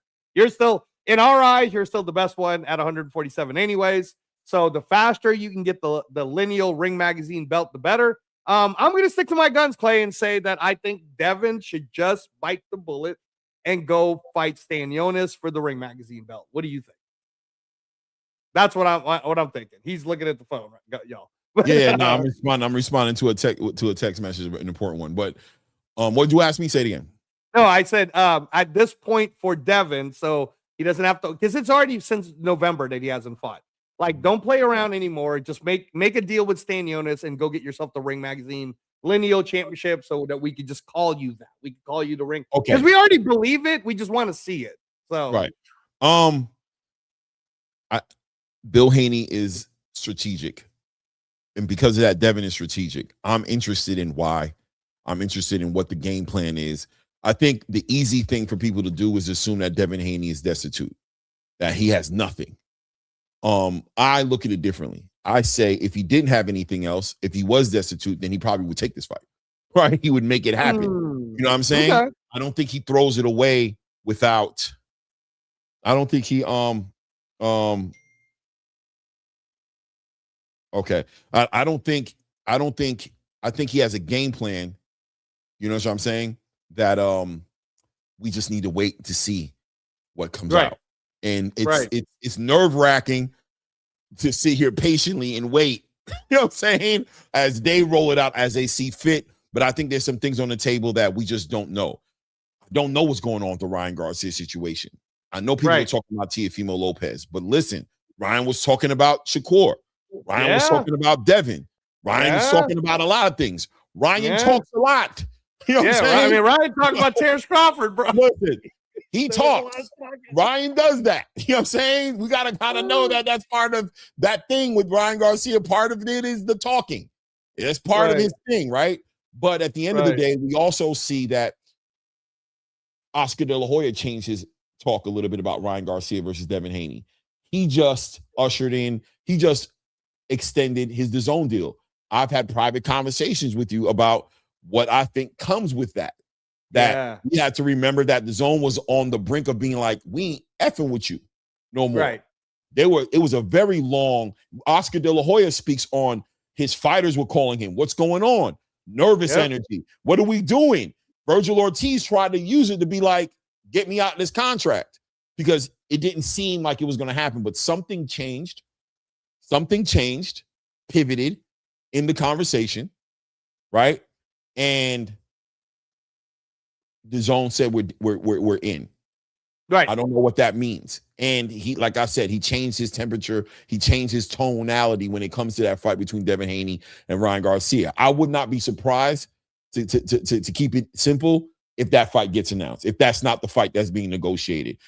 Devin Haney, Ryan Garcia 2, especially if the money checked in. If Turkey, coming off Ramadan, has made the phone call and said, money, I'll pay it. I'm ready. I'll pay it. Right. That would change Ryan Garcia's trajectory. That would change Devin Haney's trajectory. And that could be what we're looking at. Teofimo Lopez is a Keith Connolly fighter. We don't know. We were assuming that Teo was going to make his way over to Zuffa. We haven't heard nothing from Teofimo. We don't know what's going on. Last time I saw Teofimo, he was in the building though, Clay. The last time I saw Teo, he was in the headquarters. Exactly. And the last time I saw Teo was just recently on social media. I see Teo shadow boxing with Richardson Hitchens. Oh, they're having a great old time. They've been hanging out a lot lately. Richardson Hitchens, Teo, and Edgar Berlanga been hanging out with each other a lot lately. Well, Edgar Berlanga and Richardson Hitchens always been hanging out, but they're once again in the same place. So I don't know what Teo is doing. So I'm keeping my eyes close to it to say, listen, something motivated Devin Haney to say, I ain't working with that right now. You ain't. Something motivated him. Something said, you know what I mean? He walked away. I think I kind of know where you're going with this. Listen, interesting. And this ain't something that happened overnight, because Devin's been hesitating on signing that contract for a minute now. It's been weeks of Rolly campaigning, pissed off, wanting that contract signed. I don't know what's going to get announced. I have no idea. Once again, all I'm saying is you build relationships with these fighters as pundits. We know these fighters. For example, if Richardson Hitchens right now say he's going to fight somebody, we're going to be like, we just kind of got a relationship with you. Feel free to be uncharacteristic of yourself. Right. Do something else. But at the end of the day, we can only go on what the track record and the history says. And the history. Last I heard, by the way, before you land down playing, is Hitchens is supposed to fight Lindolfo Delgado, but apparently they're going to Zuffa. I don't know. I heard that though. Okay. Yeah. I'm in the same place as you, right? Because I saw Robert Garcia the other day on Boxing Scene being like, yo, what the hell's going on with Hitchens? He got to fight my guy. He did me dirty with Oscar Duarte. Now he tweeting with Shakur. I ain't trying to hear that shit. He need to be fighting my guy. If he fight my guy next, we want that belt. The IBF being stripped. That's how he's feeling. You know what I'm saying? Right. So, even though supposedly unification, strong man. Anyway, but that being said, right? That being said, I don't know what's going on in real time, but the track record with Bill Haney says there's always something cooking with Bill. Right. Bill always got something cooking. You think he's out. You think he's done. You think he's destitute. You think he's desperate. Devin's never the big talker. He says his thing on tweeting. That's what he does. Couple of tweets here, and then it is what it is. But Bill's always cooking. And I'm intrigued at what Bill's cooking. What are you cooking, Bill? When you gonna let us know? When we gonna start smelling from the kitchen? What's really cooking? Why ain't it Rolly? Why ain't it Rolly? It was Rolly. You said it was gonna be Rolly. Is it Keyshawn? I don't know. I don't know what it could be. Maybe it is Keyshawn. Yeah, we don't know. We don't know. And you know what? Arelis Galindo, thanks for making the comment. Hopefully you're subscribed. Hopefully you enjoyed the show. The very thing that you just put out, a lot of people do feel that way about Devin Haney. So it's fair for you to say that. It's fair for you to say that. At the end of the day, Claymore's excited. I'm excited too. I kind of want to see whatever this move is that Bill Haney's doing. But you know me, Clay, I will land my plane with this because it's about that time. Bill, you said you want the Zuffa belt too, Bill. So come on over, brother. Come on over. Just come on, Bill. Come on. It is what it is. Guys, man, salute to everybody in the building, man. Hit the like button. Subscribe to the channel if you haven't done so yet, man. That was a great segment, man. It is what it is. We'll be looking forward to see what happens with Devin Haney and Rolly Romero. I wasn't going to make no big speech about it because I don't know what's going on. And when it comes to Bill, I'm learning to be more patient because you end up with your foot in your mouth messing with the Haneys. It's just better to just let them kind of roll it out. But I got a feeling something's cooking. That's what I'm going to tell you guys. I'm going to leave you guys with that, man. Subscribe to the channel. Hit the like button. Support the channel in any way that you can, man. Until the next one, it's that ATP Combat Media Show. Hold on one second here, man. Of course you would, right? Of course. Hold it down for 1 second for me, Angelo. Hold it down. There's a computer thing going on with Clay. We got to end it though. So yeah, no, thank you, Adam Hurley. We really do appreciate you guys.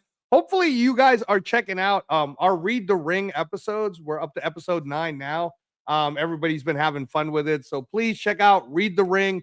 Our Xander Zayas versus Boots Ennis conversation happened before the announcement, and everybody loves that episode. So check out Read the Ring episode 9. We talk about Xander versus Boots and really the importance of what it will do for the sport of boxing.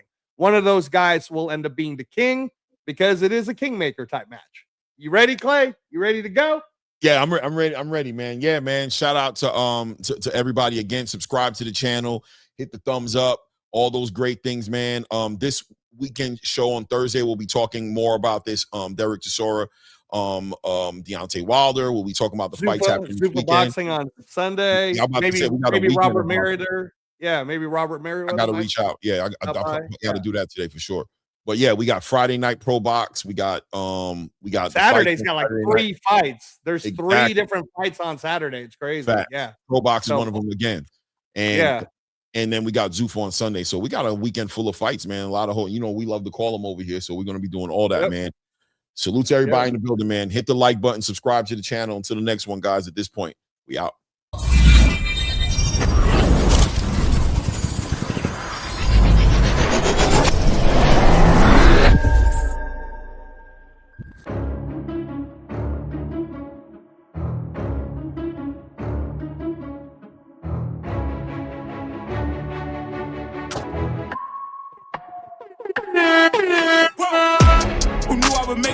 They hated, they never believe me.